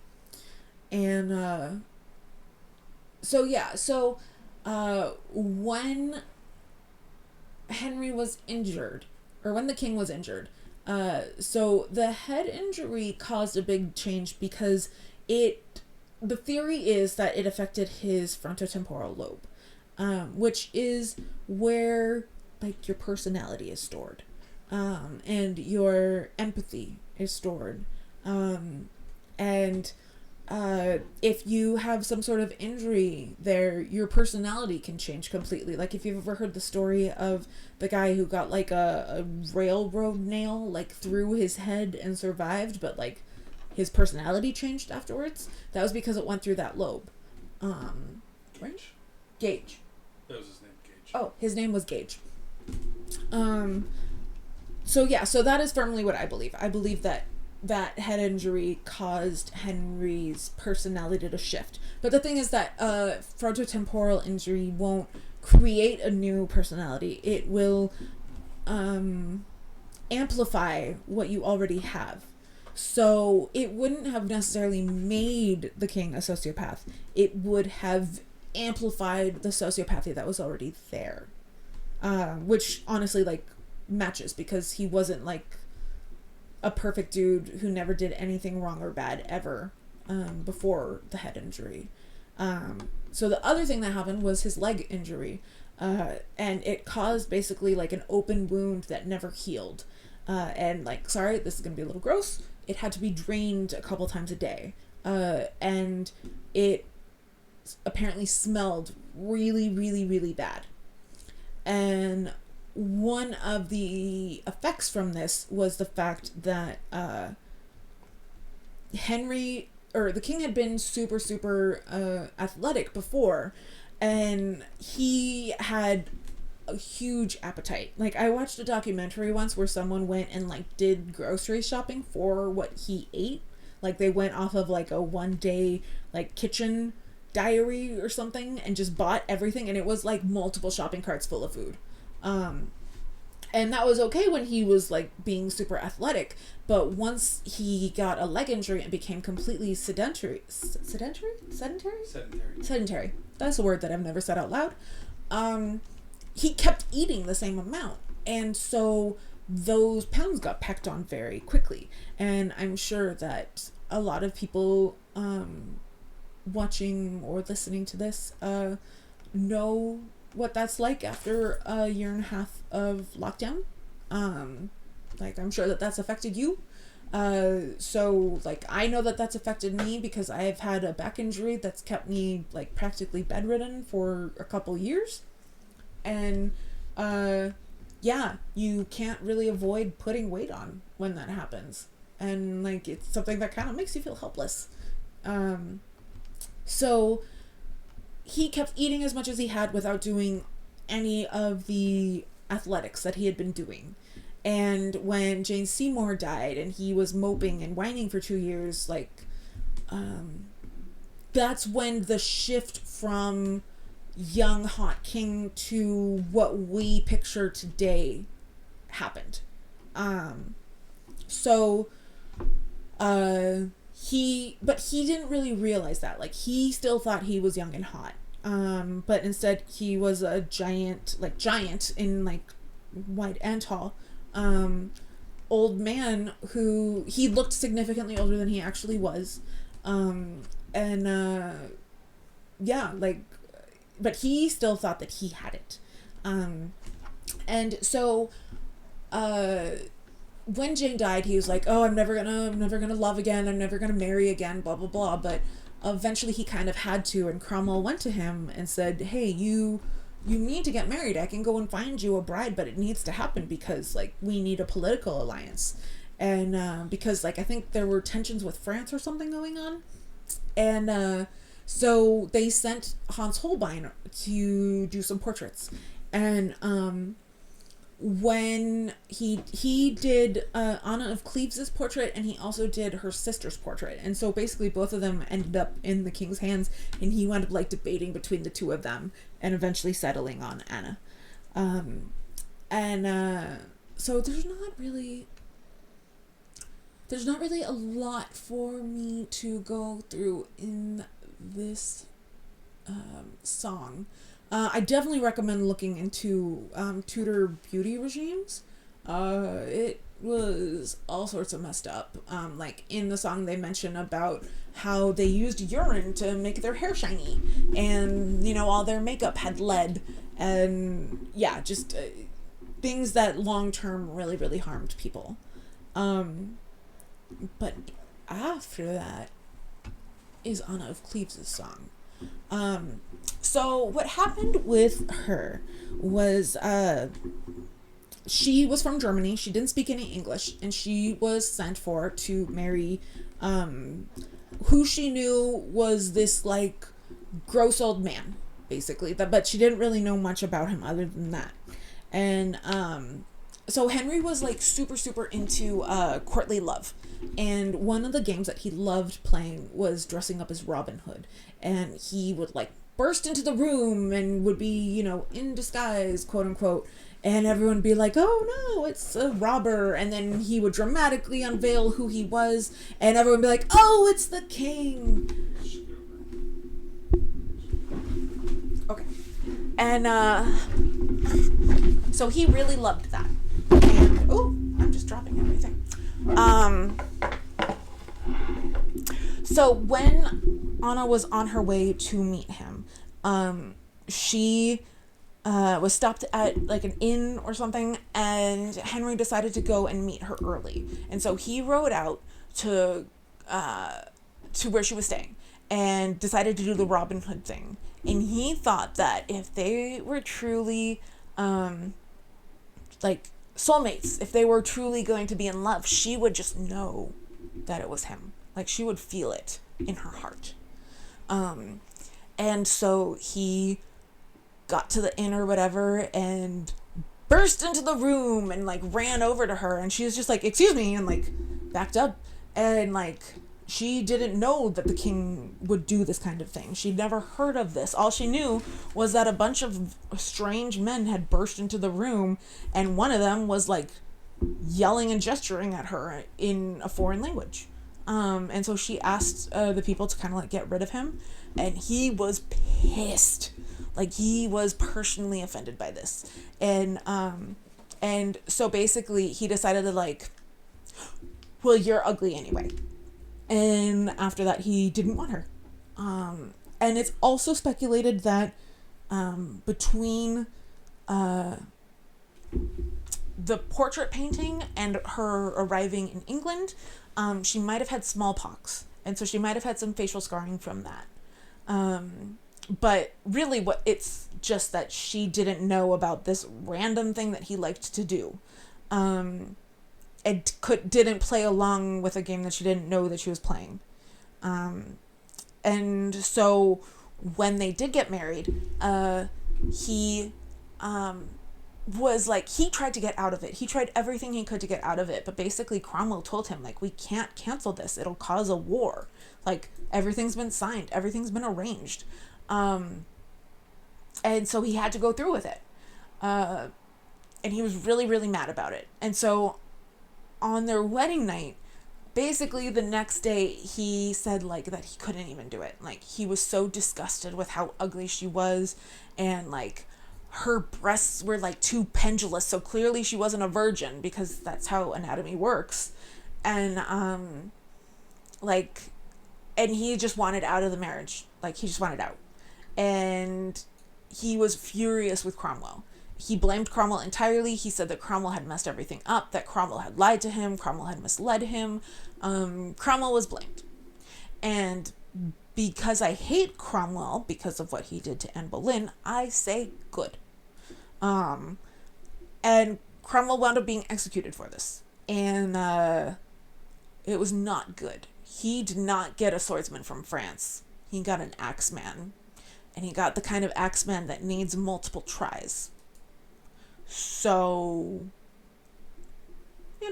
karma. That's what I'll say. But yeah, so what wound up happening with Anna was the king basically propositioned, like, let's get divorced. Like, let's just get this annulled, because they never had sex. And the ladies in waiting actually asked Anna, like, about, how it was going. And Anna was very, very sheltered. And so she was like, well, he comes into my room, and then he kisses me on the mouth, and then we go to sleep. And that's how it works, right? And everyone's like, no, not how it works. And so that annulment happened really easily and really quickly. And like I mentioned earlier, Henry was really expecting a lot more fight from her, and the fact that he got none meant that he really, really rewarded the crap out of her. And that is basically what the song is about. And like, there's a lot of really fun little nods, like she talks about spilling mead on her dress with the gold lace trim. Cloth of gold was a really big deal in Tudor England.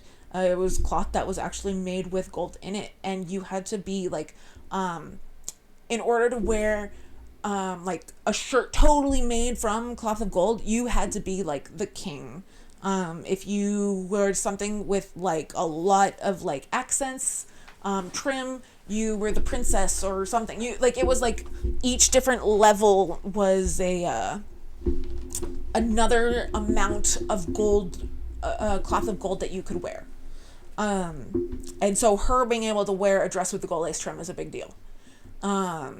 Also eating pheasant. Pheasant was, you had to be really fancy in order to eat that. Whew.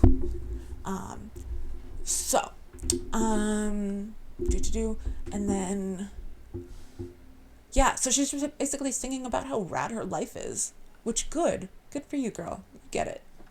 One of the things was, I think she wasn't allowed to get married again, or she would like lose all of it. So she didn't. Like, I don't know if she wound up like still dating or anything, but she did not ever actually get married or have any children or anything. And then I think that there was, one of the things that I like in the song that's a fun little nod is if you look at the picture of Anna here, the necklace that she's wearing here. Ooh, I can do it. There it is. If you're listening to the podcast, just look up Anna of Cleves and look at the necklace that she's wearing. In the song, she says, got gold chains symbolic of my faith to the higher power, is a reference directly to that necklace, which apparently she wore all the time. Her cross necklace.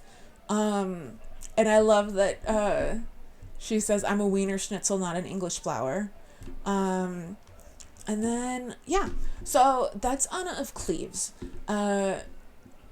So one of her ladies in waiting was Katherine Howard. Because Henry didn't really like to have to go looking for wives. Anne of Cleves was the first time that he had to do it.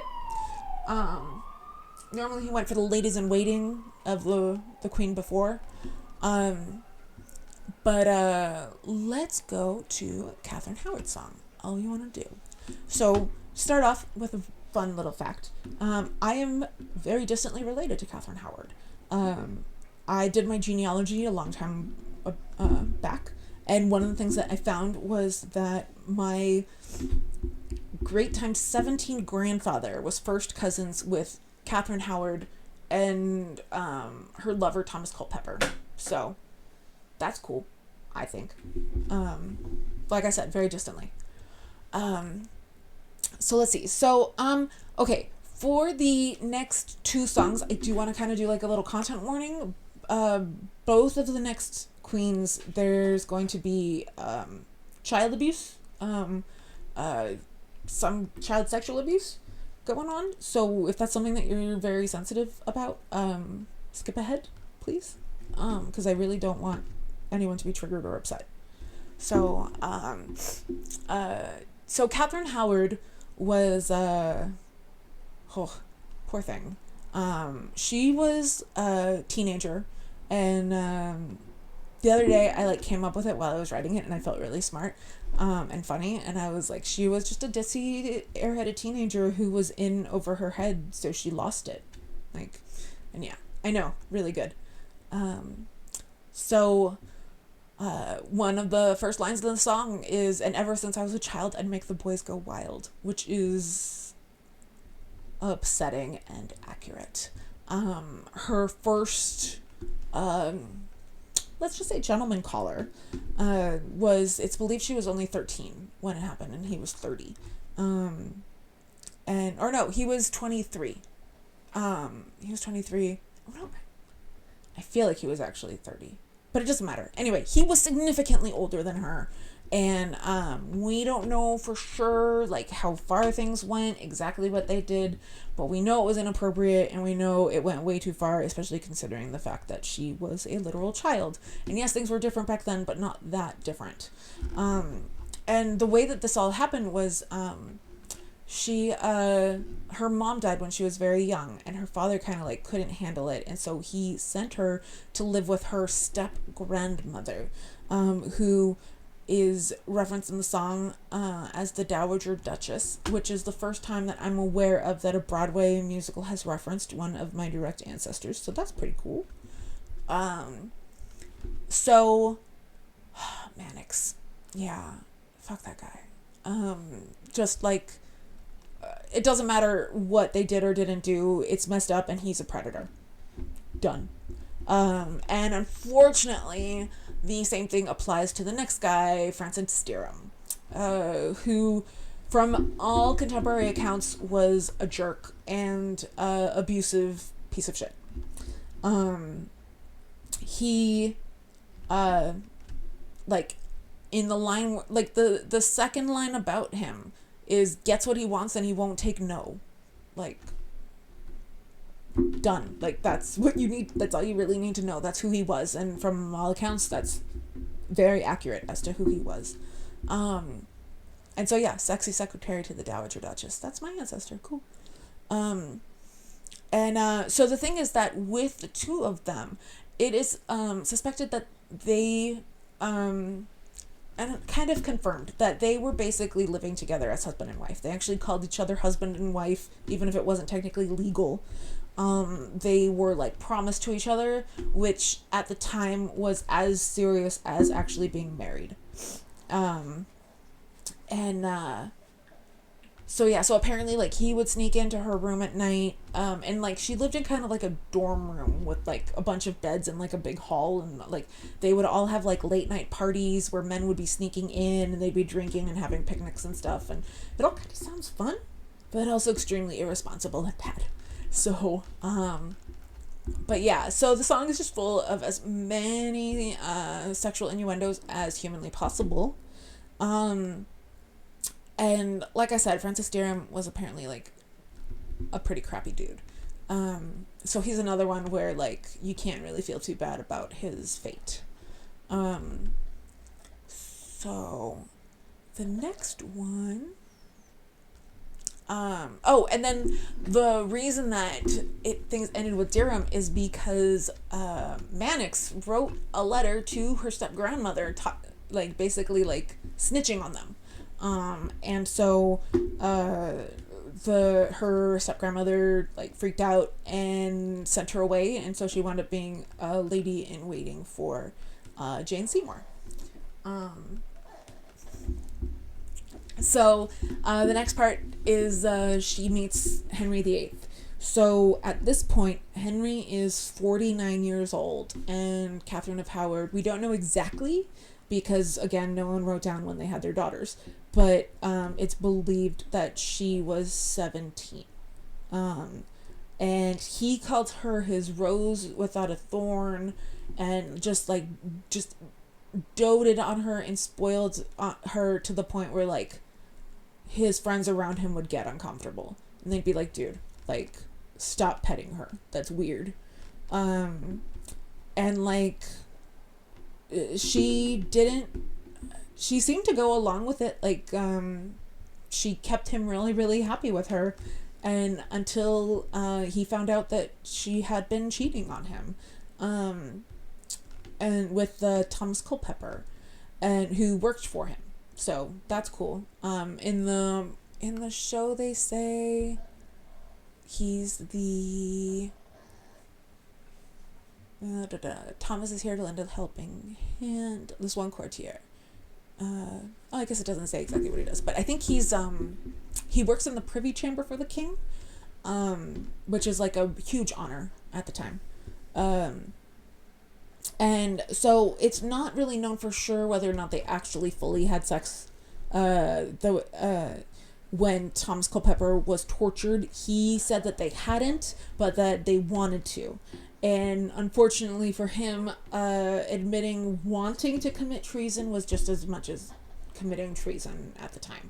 And so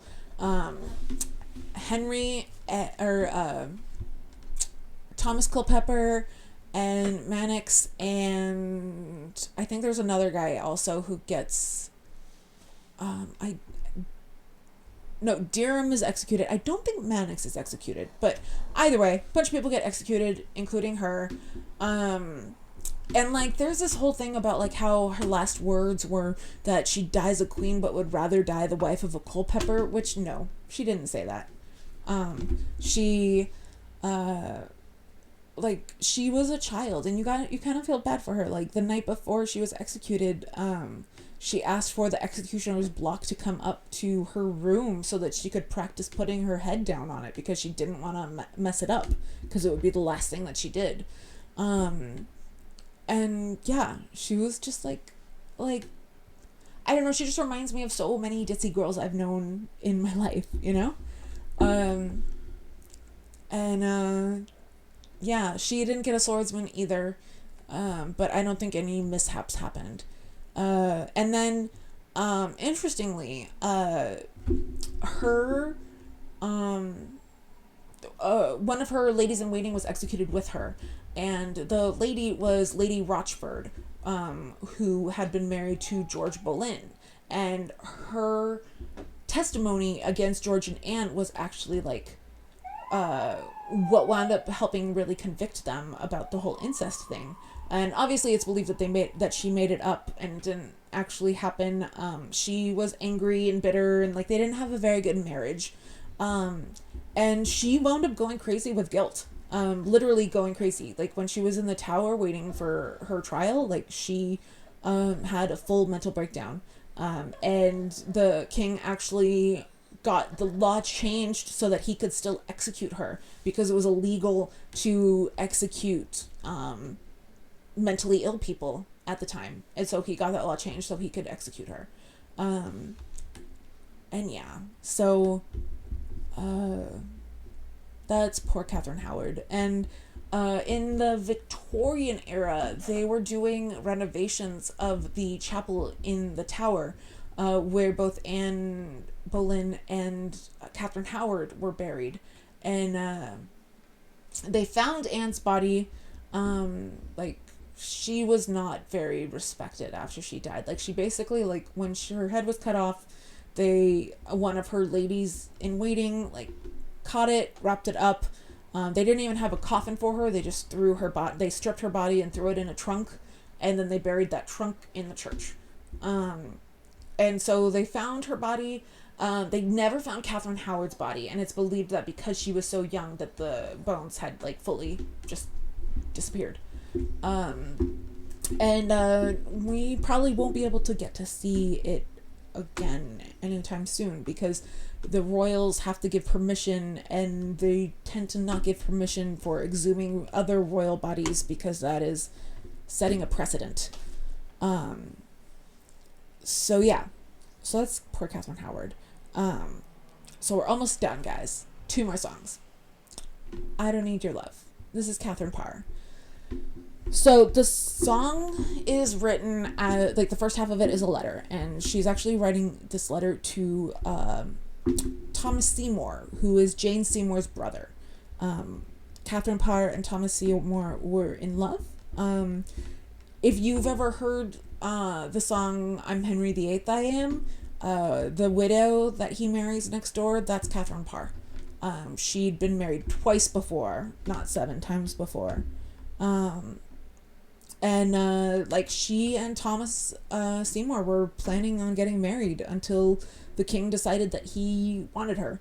And you really can't say no. Like, you don't have a choice. Like, most of these women did not want him, and they didn't have a choice in the matter. So let's see. The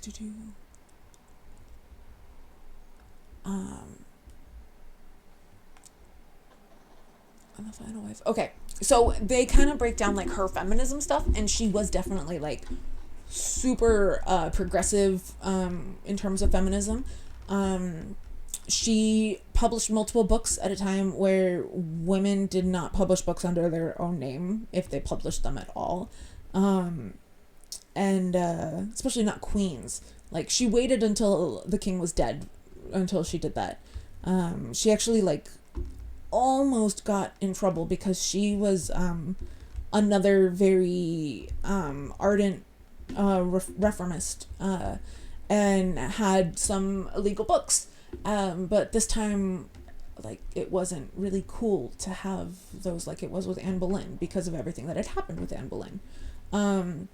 And so she was found out by some people in court who really didn't like her, and so what she did was she ran to the king, and like they'd had an argument a couple days before because she was trying to convince him about some changes that should be made.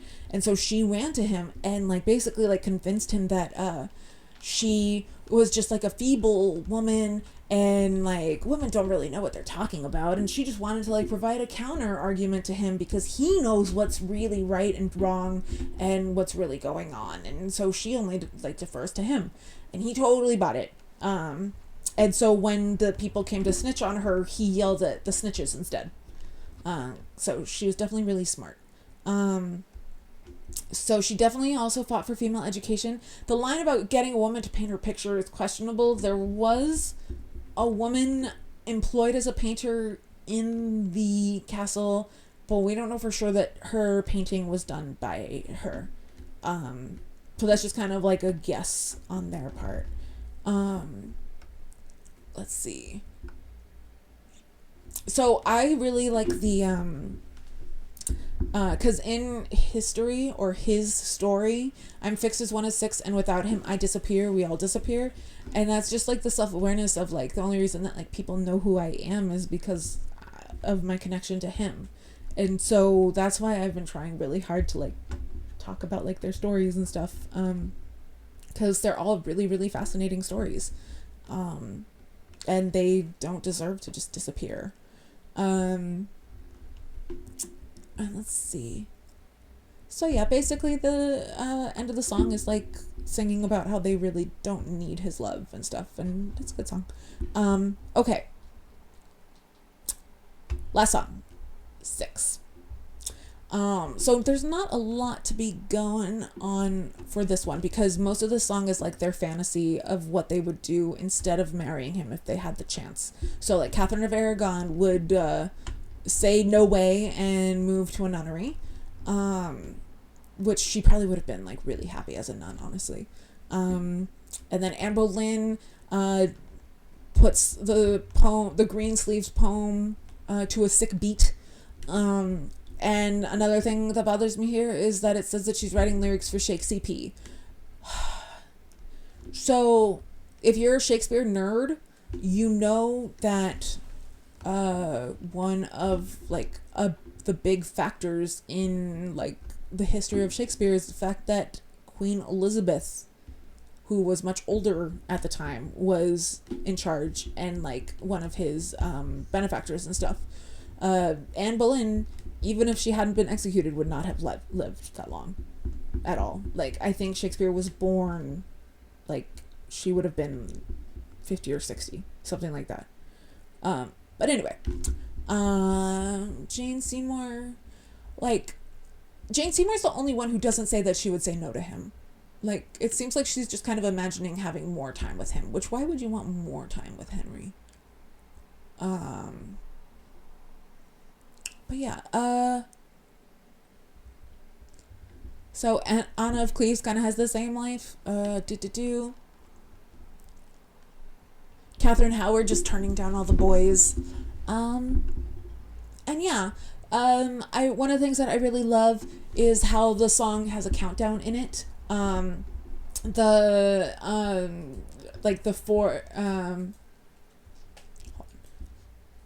We're one of a kind, no category. So 1, too many years. 2, free is 3. We're free to take our crowning glory.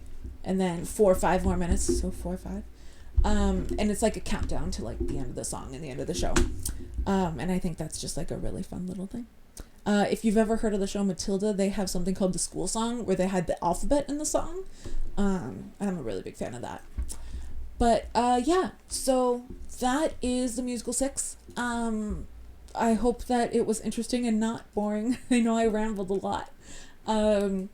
But we are going to be seeing it on Saturday, so I will probably be doing a follow-up a week from today about the show and anything that I kind of like forgot to mention, anything that like I think might be interesting. And then after that, I'm kind of thinking of just having live streams where like I'll have like a start off topic, but then kind of like see where it goes. And have people, like, you guys can have comments, questions, whatever, and kind of steer the discussion. So yeah, so we'll see. So if you can follow the Facebook page, okay, so the URL is at okayso.nyc. That's also the Instagram handle, the Twitter handle, although I don't really use Twitter that much. I need to work on that. And yeah, so I hope you enjoy. I hope that you go back and listen to some of the other episodes. The other episode about the first 3 queens, I recorded that years and years and years ago, and I honestly don't remember a lot of what I said. And I know that a lot of what I said now contradicts then because I got more information and new information. But yeah, so I hope you guys enjoyed, and I hope you have a wonderful night. And I hope you come back and we can have fun history discussions and conversations and stuff. So, yeah. Thank you, everyone. I'm going to. Can we do a raid? I don't know. I need to figure out how to do that. Oh no. Can't do it from here. You can't do it from there? Okay, that's something that I'll have to figure out. Thank you, Joe. I hope, like I said, I hope everyone enjoyed it. Yeah, you guys have a good night. Hopefully see you next week.